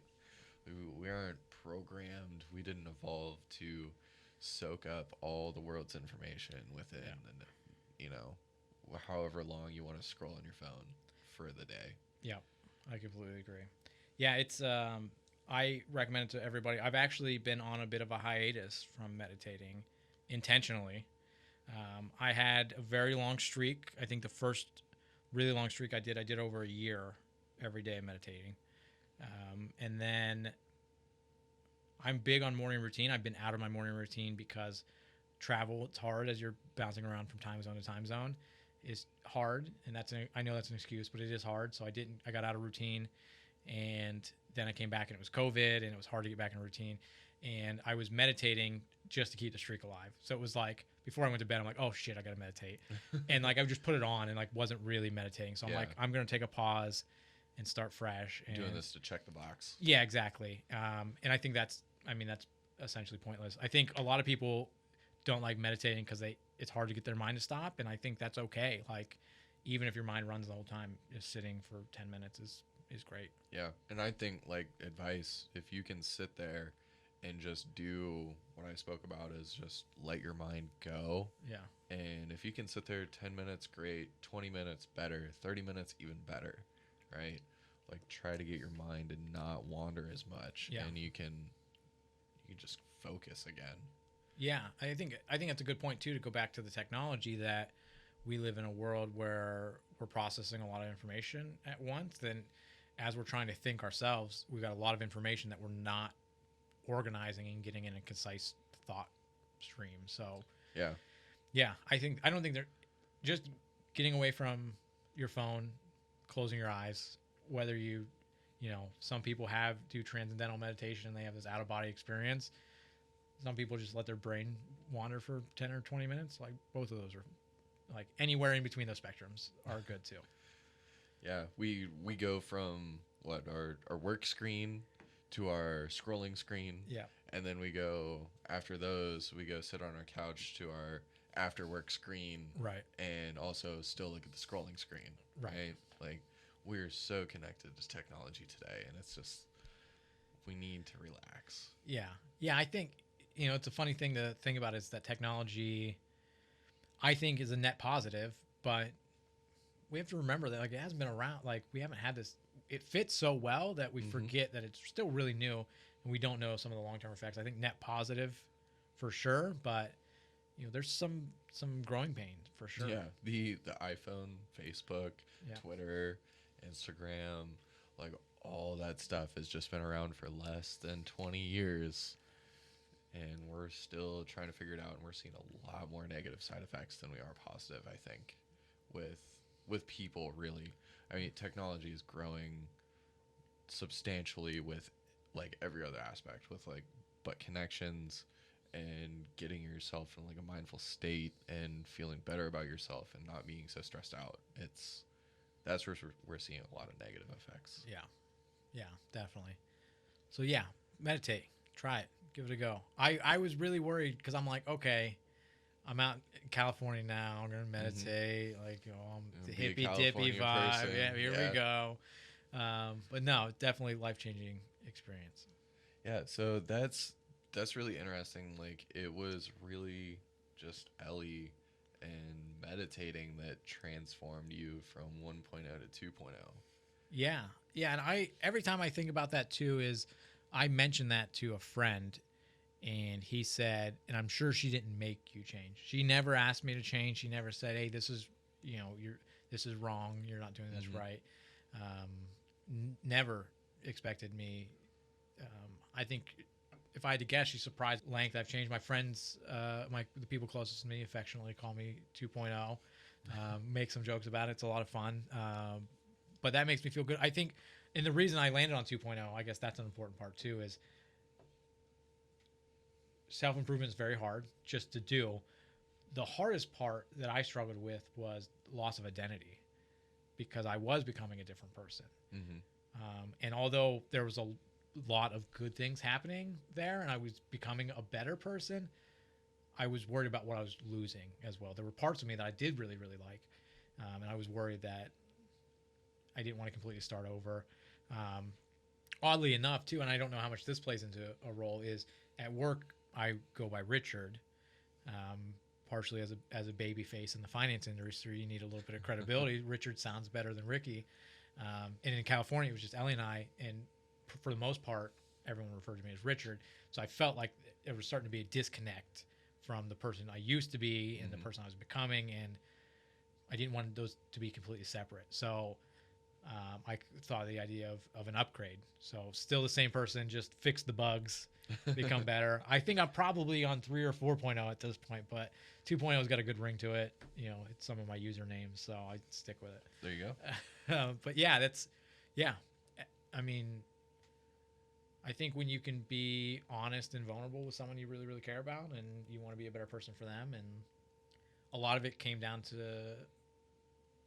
being a better person than myself and worrying about mortality. My biological father, who I don't have a relationship with, had some health concerns that I thought he was going to pass away in age 50-ish, early 50s. And I go, oh, shit, that's not that far for me. I don't know that I've taken care of myself the best way I should. And you start to, when you have someone that you really care about, go, well, how's this going to impact Ellie? Like, what does this do to Ellie's life? Also, I don't want to die. So starting to think about all of those things and a bigger picture, and, people, I don't want to say relying on you, because Ellie's a strong, independent woman. But yeah, that's definitely the triggers. That's amazing. Thank you. I was gonna ask you a question. I completely forgot what it was, but so you've, with this like transformation of 1.0 to 2.0, you said that you weren't in like a great spot with work. Like, it seemed like, from my understanding, you felt like just kind of like a cog in a machine, making a nice paycheck, and you were happy. But now you are at a different company after one other company, and you are enjoying it way more. Yes. Yeah. Yeah. And I got to be a little bit careful because I can be a little bit cynical in general. That's a 1.0 trait carried over. And specifically the financial planning industry, I can be cynical. I think Fidelity is a great company. But yeah, I think a lot of it was autonomy. A lot of it is wanting to help people who are like me, and not necessarily come from the same background as me, but just young people. I saw an entire generation of people raise their hand saying, I want help. And our industry was saying, call us when your student loans are paid off. Call us in 10 years when you got more money. And that just drove me crazy. I'm like, I like working with these people. I relate to these people. I know the problems that they're having. You meet with somebody and you say, hey, I got student loan debt. I don't know what to do. And it's the gray-haired financial advisor. They'll say, I worked my way through college, so I don't know what the hell you're talking about. So not only have I had the burden of student loan debt, I also know the relief that you get when you pay those student loans off. Feels great. Yeah. So, I mean, I can tell you from a mathematical standpoint, in some situations, it makes more sense to invest than to pay off student loans. But for some people, that weight of not having that student loan is way more valuable than any rate of return you can get in the stock market. So having those conversations with people and relating to someone is super rewarding for me, but I think it's really valuable for the clients. So yeah, I'm in a situation now where I get to feel like I'm helping people who are like me. When I move to the other firm, I'm going to remain nameless for the time being. Absolutely. You can look it up on my U4 broker check. I knew there was going to be a situation where they wanted me to grow more than I wanted to.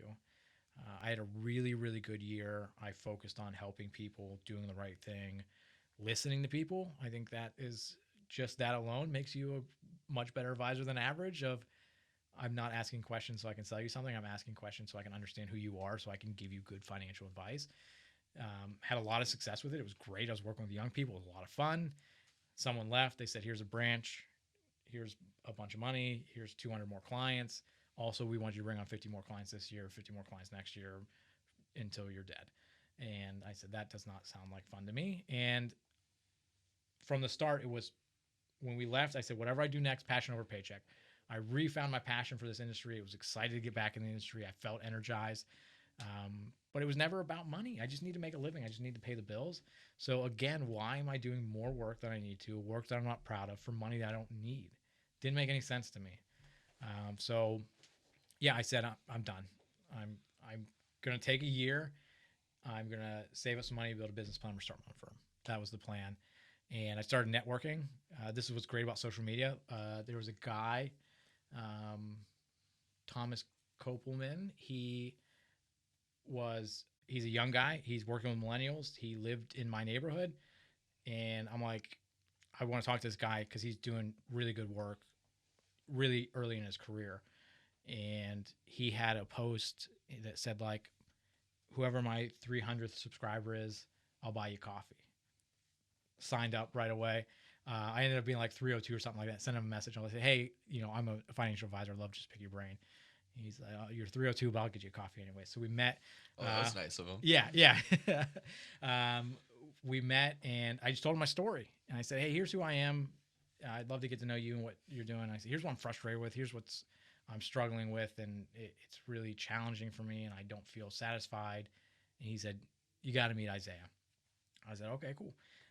He put me in touch with Isaiah. I told the same thing. Said, here's my story. Like, here's what's going on. Here's what I'm frustrated with. And after the conversation, like as we were having the conversation, like Isaiah leaned forward and like sat up, and I'm like, oh, what's going on? He's like, this is perfect. We're actually looking to expand. We're looking to hire somebody. You'd be a perfect fit. And I'm like, oh, okay. I'm like, well, if this is going to happen, I don't want to keep moving firms. I know there's people that probably want to continue working with me, and I don't want to. It's not a fun process for them either, so I don't want to take them through this. So I grilled them. I said, here's what I'm thinking. Here's what I want to do. Here's what I think the industry is going and what I want to do, and everything lined up. And like literally, the way they run their business is almost exactly the way I was writing on my business plan. I said, okay, so I can just focus on talking to clients and not have the risk and stress of running my own firm. Yes, let's do that. It snowballed very, very quickly. Before I knew it, I'm like, okay, I'm just moving. I've been there only probably not even a month and a half now. And it's just been a great fit. It's one of those things, the values are aligned. So now I went from having 200 plus clients to needing to bring on 50 more every year to I'm going to have, no more than 75 clients. I'm going to get to help young people who want to focus on travel. And because I don't need a lot of money to pay my bills, that I'm going to get more free time myself and get to do these things I'm trying to encourage other people to do is, big push at it's Vincier Wealth Management. If anybody wants to look it up, is work optional is a phrase that gets thrown around a lot. And, I think what we think about young people think about retirement, I think is very, very different. I used to say, what do you want to do in retirement? And they would tell me a story, and it wasn't, let's go sit on a beach or, just stop working and go live in a cabin. It was, I don't want to work this job I hate. I want to do this work that I'm really passionate about. So we're trying to, how do we get you there sooner to do the work you want? It's not retirement is not, I'm 65 and I collect my pension that don't exist anymore. It's how do we get you to live your dream life? I think a financial advisor's job is to make sure we align the things that you're saying are most important to you with your capital. And when I say capital, I mean time, energy, and money.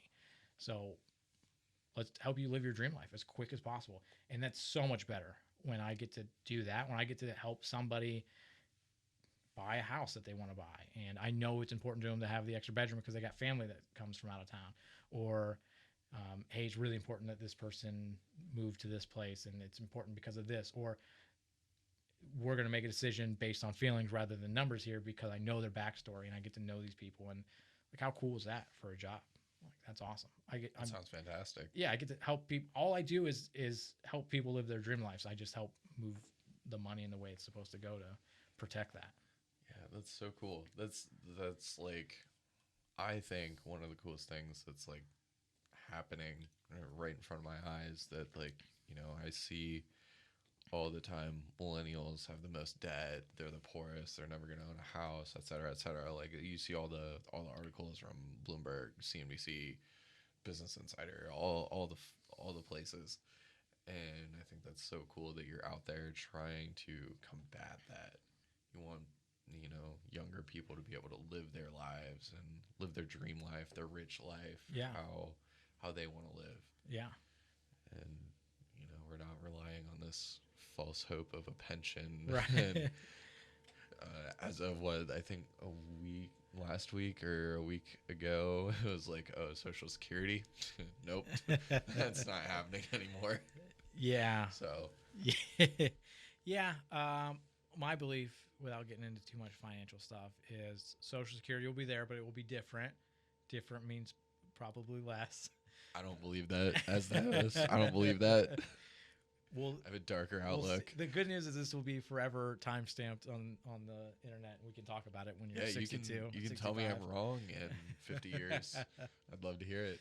Yeah, I hope I'm right.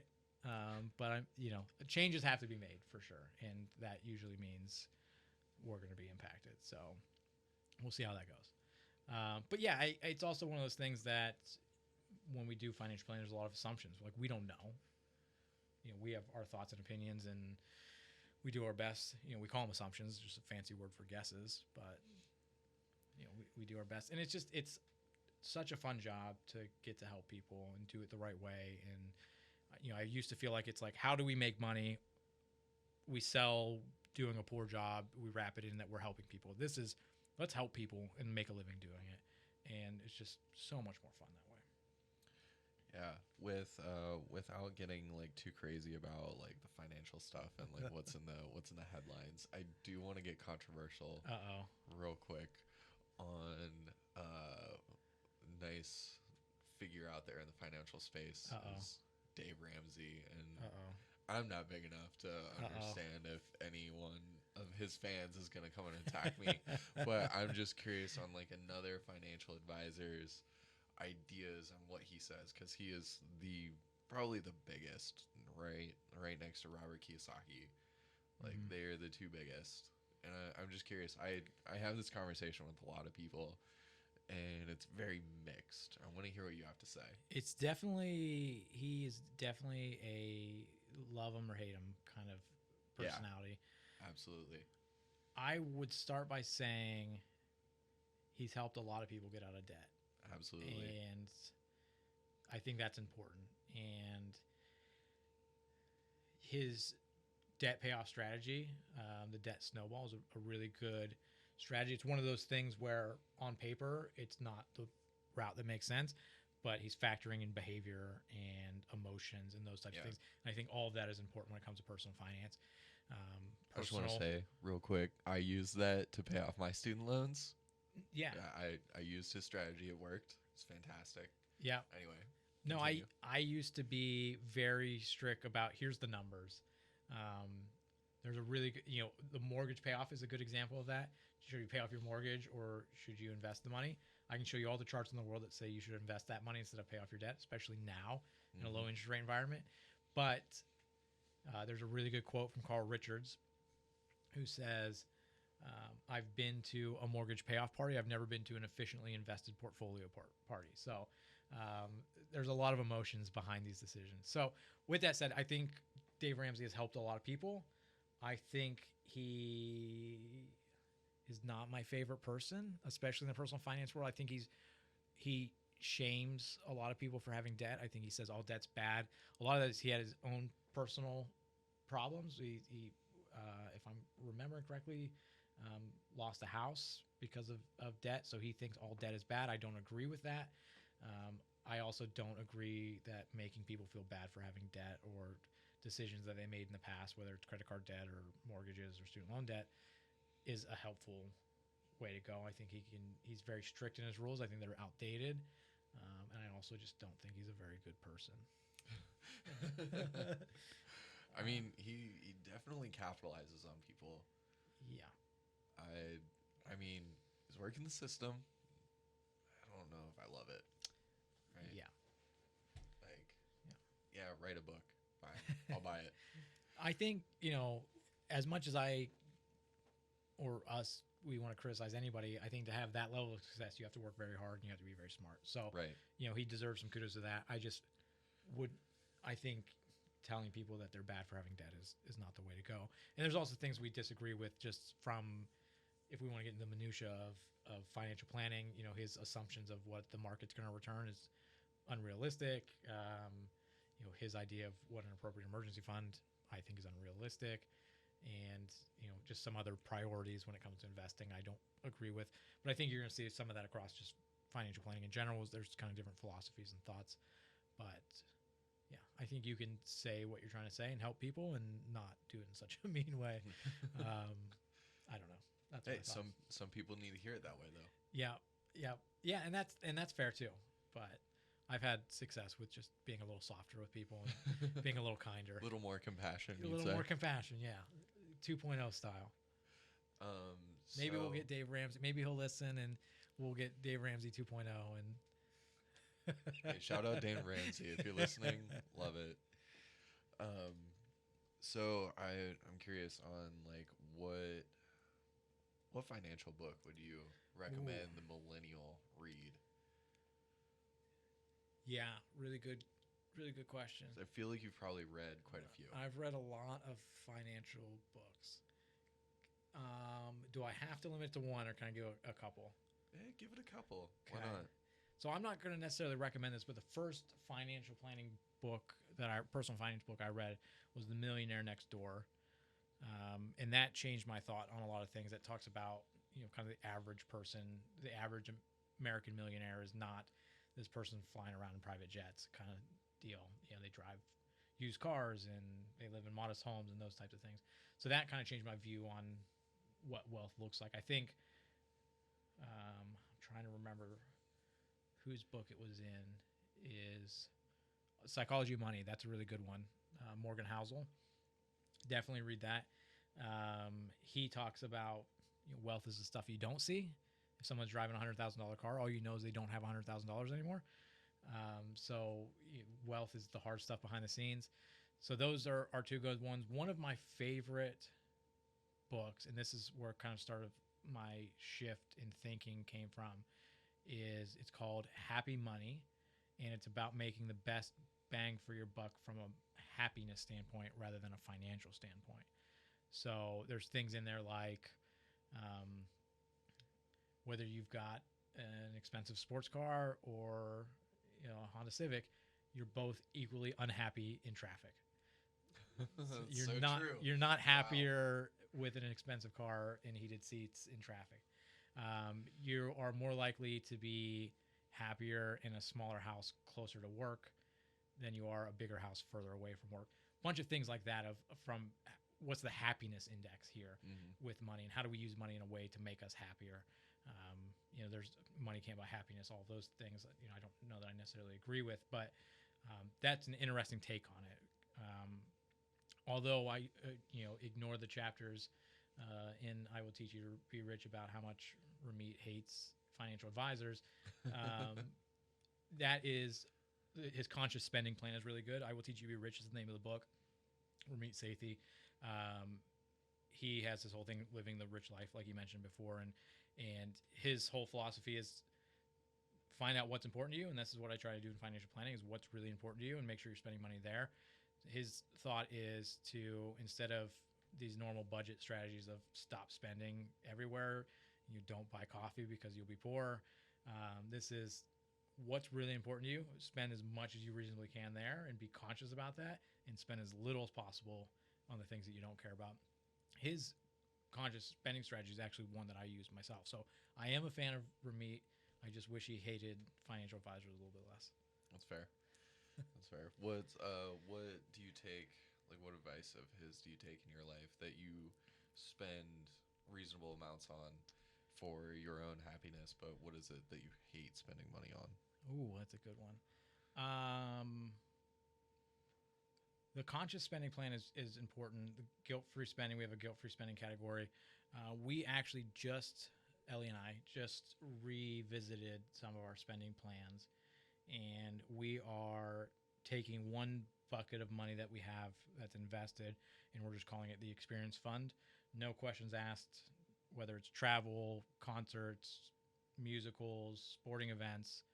There's money in the account, take it, spend it. And that means even maybe we want to buy nicer seats or sit inside or pay for business class. As long as money's in the account, we'll do it. If the money's not there, obviously we got to take a break and build it back up. We can't go on an expensive trip if there's no money there, but we are comfortable. It used to be, we used to call it the opportunity fund, we used to call it the travel fund, and we're just trying to lump in. I think it's easy to say travel and relate that to going to Europe, but I think going to a sporting event in your hometown is travel. So just calling it experience and looping that together. So that's what we like to spend money on.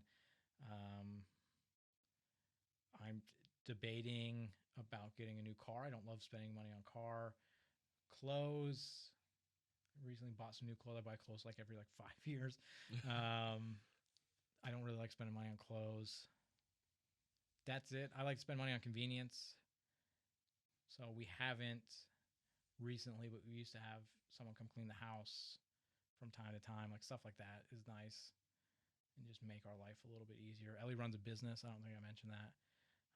So she's very, very busy, and unfortunately, I still we live in a society where the women do a lot of the house work, and don't get enough credit for it. So we try to do things that can alleviate some of the pressure on how much she does. I think men, specifically me, I'm comfortable living in a lower standard of quality of life than she is. So that's maybe part of it, but just trying to lighten the load for her where we can too. That's awesome. That's awesome. Did that answer the question? That was long-winded. Yes, absolutely. I relate to that wholeheartedly. I hate spending money on a car, and I love spending money on experiences. Oh my god, I just dropped so much money in the past, I don't know, 3 weeks on experiences, mainly concerts, Nice. traveling. Yeah, I agree with that. It's awesome. Yeah, really quick. I guess not really quick, but I wanted to loop back to more of, I guess, a negative space where you were talking about like not having a dad growing up. Mhm. What was that like? Because I feel like it could be like 50-50.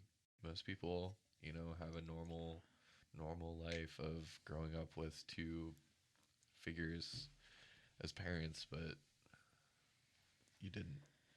Yeah.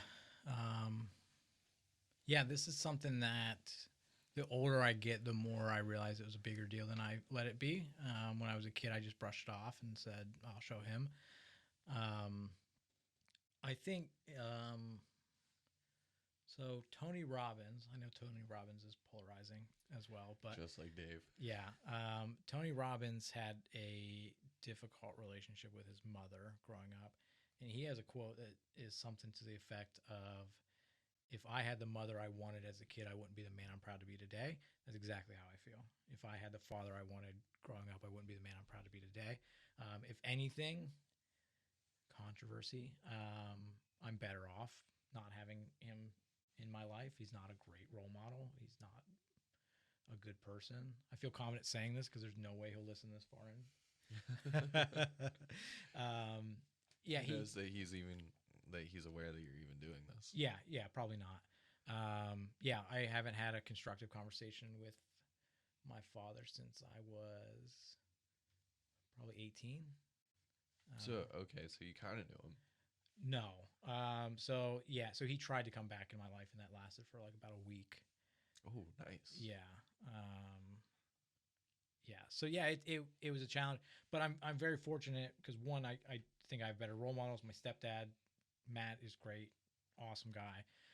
Very, very fortunate to have him. My grandfather ended up being a very big role model for me. And then most importantly is I got to see and respect strong, independent women because my mother was incredible and saw the power of hard work, and going from being a single mother, raising two kids that were little hell raisers, and just working really, really hard to get us in a better situation. Um, I'm grateful for those things in it. So, still challenging, still tough. I think there's a primal part of it of, hey, this is the one person who's supposed to protect you, and he just kind of bailed. It's challenging. I still have, there's anxieties that come from wanting to, like, being on time is a big deal to me. I show up places 15 minutes early. I don't like being late. And a lot of that is because, this is supposed to be the weekend that I'm spending with my father, and I'm sitting at the door waiting and he doesn't come. And I know what that feels like, to have that fear that the person's not showing up. So I don't do that to anybody. So things like that, for better or worse, still come up, still creep up. And I think a lot of this didn't come out until I was in California, and Ellie and I were talking about our childhoods. I'm like, I don't really know my dad. I don't know him well enough to really tell you anything about him. Like, I know stories. I get a handful of memories, but that's about it. Wow. That's wild. And so like you just, I guess, kind of dealt with it and more like just repressed it for years, and you didn't really think about it. And then, like, when you lived in California, you were like just talking to Ellie and getting it all off your chest and like actually processing it. Yeah, yeah. That was part of it. It was also when he was in the hospital, I was put in a position where I was told, and I've heard this a handful of times, as a manipulation move, that he wasn't going to make it, that there was a possibility that he wasn't, it was a low chance of success. So I said, what do I do here? If I'm trying to be a better person in compassion, if I was in the hospital and I was potentially not going to survive a surgery in the morning, I would want to resolve things with my son. Mm-hmm.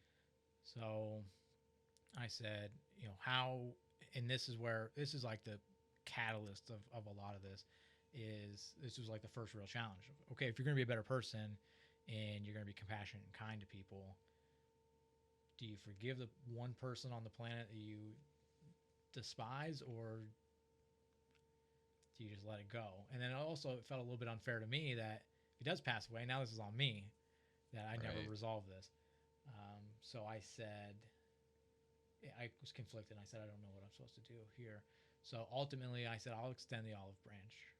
And I said, if he reaches out, I'll accept. If he reaches out and says he's sorry, I accept his apology. Move on. Kind of absolve him of it. Um, he never reached out, and then so I just sent him a text and said, "Hey, just letting you know I'm thinking about you." And he just said, "Thank you," and that was the end of the conversation. And Jeez. so I don't know how to do much more than this. So I've since then I've gotten to the point where I forgive him. I don't know that I need to have a relationship with him, and it's just time to move on from it. And it's you have to think too. I mean, he was 22, 23 when he had me, and I'm the second child. I think about who I was at 22, 23, Rick 1.0, how well I would handle a situation like that. If I would be the best role model at that point. I would like to think that responsibility would force me to grow up quickly, but I think a lot of it is it quickly became, and honestly, the biggest casualty in all of this is my brother. My brother's a year older than me, and that year difference in a divorce was substantial. I looked at it as so my father, without getting some of the details, was unfaithful, treated my mom poorly, and I saw the pain that my mom was caused. That's some of the memories I have, and they're still not super clear. But I said, fuck this guy. And it's us against him. And unfortunately, my brother still wanted, not unfortunately, my brother wanted to continue a relationship with my father, which made the relationship with my stepdad difficult. And unfortunately, I think I saw Donald, my brother, as he was on the wrong side. He picked the wrong team, and it was us against them, and I treated him poorly because of that. And at the end of the day, he gets treated poorly because he wanted to have a relationship with his father, and that's not very fair. So that's the biggest challenge, I think, is my relationship with my brother. It was challenging dealing with the relationship with my father, but I've gotten to the point where I'm happy with the person I am. I think I'm a better person because of what I've gone through with him, and just continue to try to be a good person. And part of being a good person is forgiving people and moving on. And I think a lot of those issues and some of the negative aspects of who I am as a person and who I was as a person is because I was holding on to something that I'm trying to prove. I also felt with some of the success I've had that I've proved wrong at this point. So what am I still? Let's start doing stuff for me. And so it's been a long road. My brother and I are working on repairing our relationship, but that's tough. And I do feel bad for him that, like I said, he just wanted to have a relationship with his father, and unfortunately, he was treated poorly along the way too. So, Yeah. And Richard 2.0, you probably would have treated him a little differently. yeah, Knowing what you know now. yeah, If you could go back in time. absolutely. So now the relationship is being repaired, and you guys are hanging out, talking, Zoom calls. What's up? Talking more. We have a family of stubborn people, so it's a long road, I think, Mm-hmm. to rebuild that. But yeah, we spend a lot more time talking and just kind of getting to know each other again and trying to hang out more. They actually visited me recently in Indianapolis, my whole family, and him and his family, which he's got a family of his own, which is really exciting. But also just being back in the Midwest and being able to see friends and family more, he's going to be a beneficiary of that, I think. So we're trying. It's a long road. That's awesome. So, did you guys still like grow up in the same household as, brothers and, up until the point I guess you went off to college? Was there still like that relationship there, but it just wasn't, as strong as your stereotypical sibling relationship? Yeah, exactly. Um, yeah, I think it was just I had a lot of anger, and I didn't know that I had a lot of anger, and I didn't have anywhere constructive to point it, and a lot of time I got pointed at him. So that obviously impacted the relationship. Yeah. I hope things go well repairing the relationship. It seems like it is so far. It's getting better. It's Yeah, getting better. that's awesome. Would this might be a tough question. Would you say that Opposed to the one about my childhood trauma. I was gonna say like is that probably like the toughest trauma that you've been through? Is there something else that you've been through that you'd say that was probably more impactful in a negative manner? Fortunately, yeah, I think that's yeah. It's taken a long time to get over that, and I'm fortunate that it's easy to be blinded by the fact that there's one person who's supposed to be very important in your life that doesn't seem to give a damn about you. But I'm surrounded by friends and family who have been very, very close to me, have been very, very good to me. So ultimately, you got to get to the point where you can't let this shadow be in the way of all the good. So yeah, it's definitely been a challenge to. It takes a lot of honesty. You got to be really, really honest with yourself, and that's really hard to do. Um, that's part of just personal growth. So that's difficult to sit back and say, you know, what is my responsibility in this? What can I be doing differently? How can I not let this impact me anymore? So yeah, I would probably say so. It's still a challenge. Still, there's still certain things that I realize. I'm like, okay, I know where this is coming from, and Yeah. let's try to change it the best we can. Yeah, I mean that's cool that you have like the perspective on it. You've really taken the time to think about it and you've really, understood the situation. Yeah. Is there a time like when you were meditating that this came up that you had to like process and like it kind of took you back that your mind just kind of went there?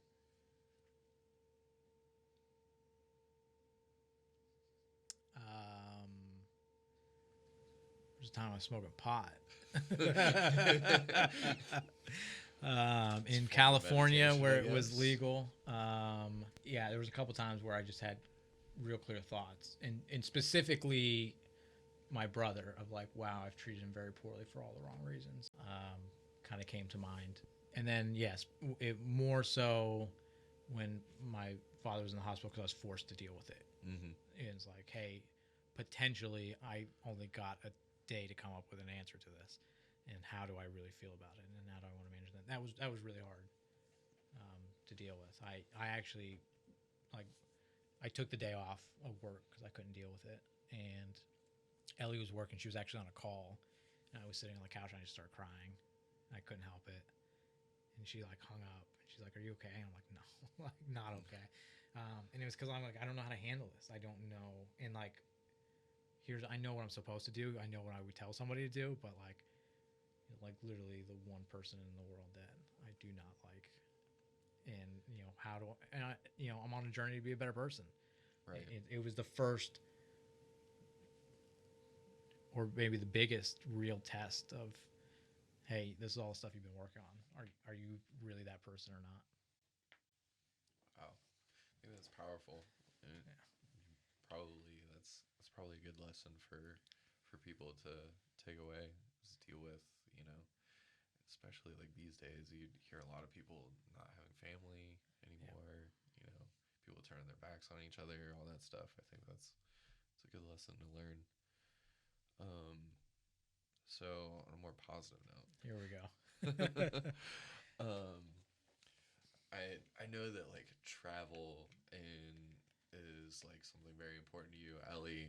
Obviously, your job, you love it. But what's like the is that like the trifecta of ultimate happiness for you? Is there something else that you would just say that this is what makes me ultimately happy? Yeah, I think that's the question, right? I mean, aren't we all trying to figure that out? Yeah, Um, absolutely. yeah, when we went on the trip, I said, "What am I going to do from a work standpoint?" And I, I don't think the people who know me closely are surprised that I missed work and wanted to get back to work sooner than I expected. But that kind of came as a surprise to me a bit, and I just thought about purpose and what I wanted to do and what kind of impact I would want to have and what kind of life I wanted to live. And it was travel was always the answer. Was travel. Um, but it felt a little selfish, honestly, of like I can do good. Whether it's hey, I've got this potential that where I come from, we don't make a lot of money. That hey, maybe I need to just suck it up and do the work and give that money back and help people that way. Um, but then I also felt well maybe that's too too selfless. I got to think about me too in that. So I'm like I'm gonna be a travel agent. And I'm like, what other interests do I have? Real estate's all I'm interested. And then I just realized that I've always just wanted to encourage travel. I think that's the biggest impact, a huge impact that you can have on your life is by traveling. So I've always wanted to encourage travel. That's always been my mission, encourage travel. So I said, I'll be a travel agent. I said, I'll be the worst travel agent in the world because they're going to like, we want to book this trip. Like, what's the emergency fund look like? Are you saving for retirement? And I'm going to Hmm. be like, you know what? Let's do these things. We'll talk next year. I'm going to get fired because same with real estate. Like, can you really afford this house? Is this the best house for you? I'm incentivized to sell you a bigger house. Let's find you a house that actually makes the most sense for you. And I'm like, no, I want to be a financial advisor. I just want to do all these other things as well. So being able to help people buy houses and travel and do the things that are important to them is just, it's, I want to give back and help people. And I do this job because it's where interest and knowledge cross for me.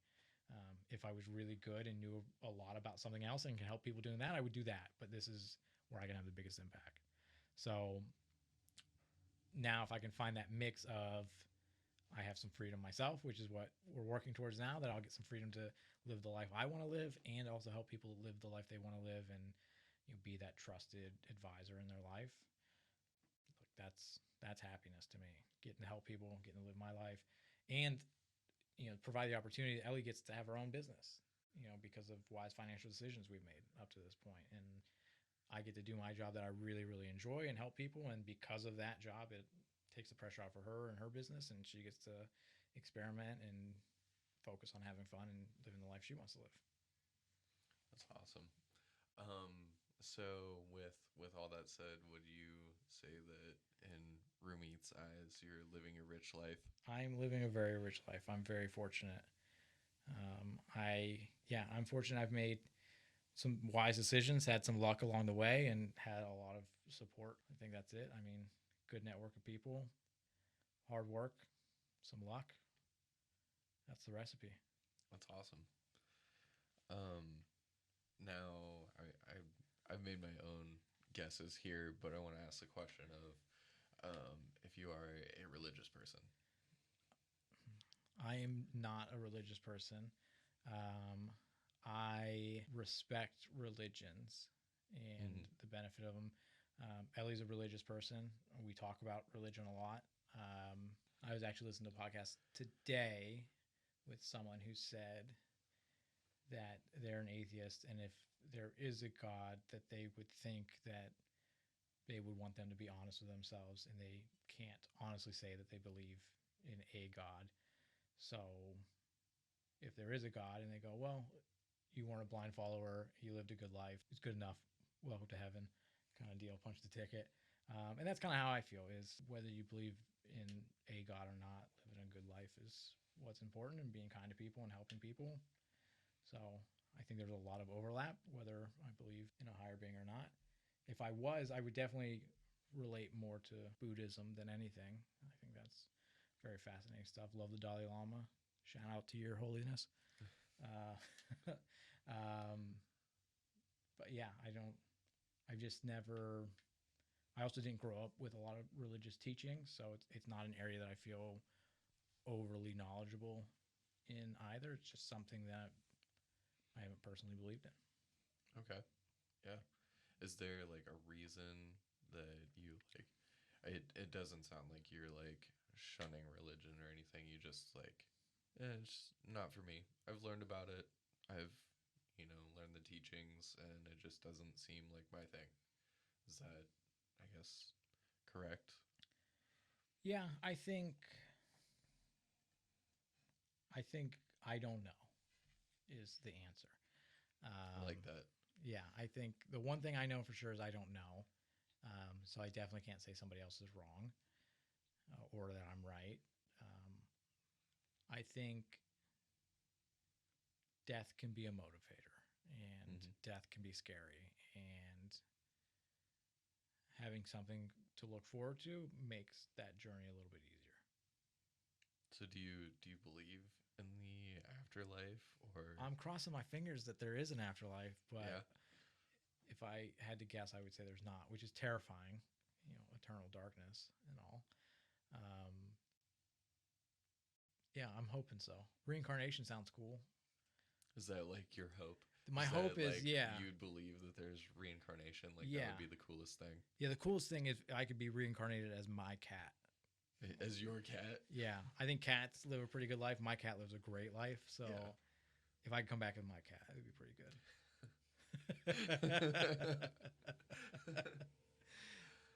Yeah, that's what I would go with. If if I had to pick one that I was rooting for, reincarnation would be it. That's interesting. I don't know. A lot of people have just like so many different wild ideas of afterlife and religion, and I think that the idea of I don't know is a very powerful stance. I think reincarnation would be a sweet one. Yeah, and I don't have an opinion about this either, but I could probably be more convinced that we're living in a simulation than. Let's get Elon Musk in here right now. I don't know. That's all I know. Is I don't believe there's an afterlife, but I'm crossing my fingers that there is one when the time comes. That Yeah. and it's better, hopefully. All right. We've been sitting here for quite a while. Okay.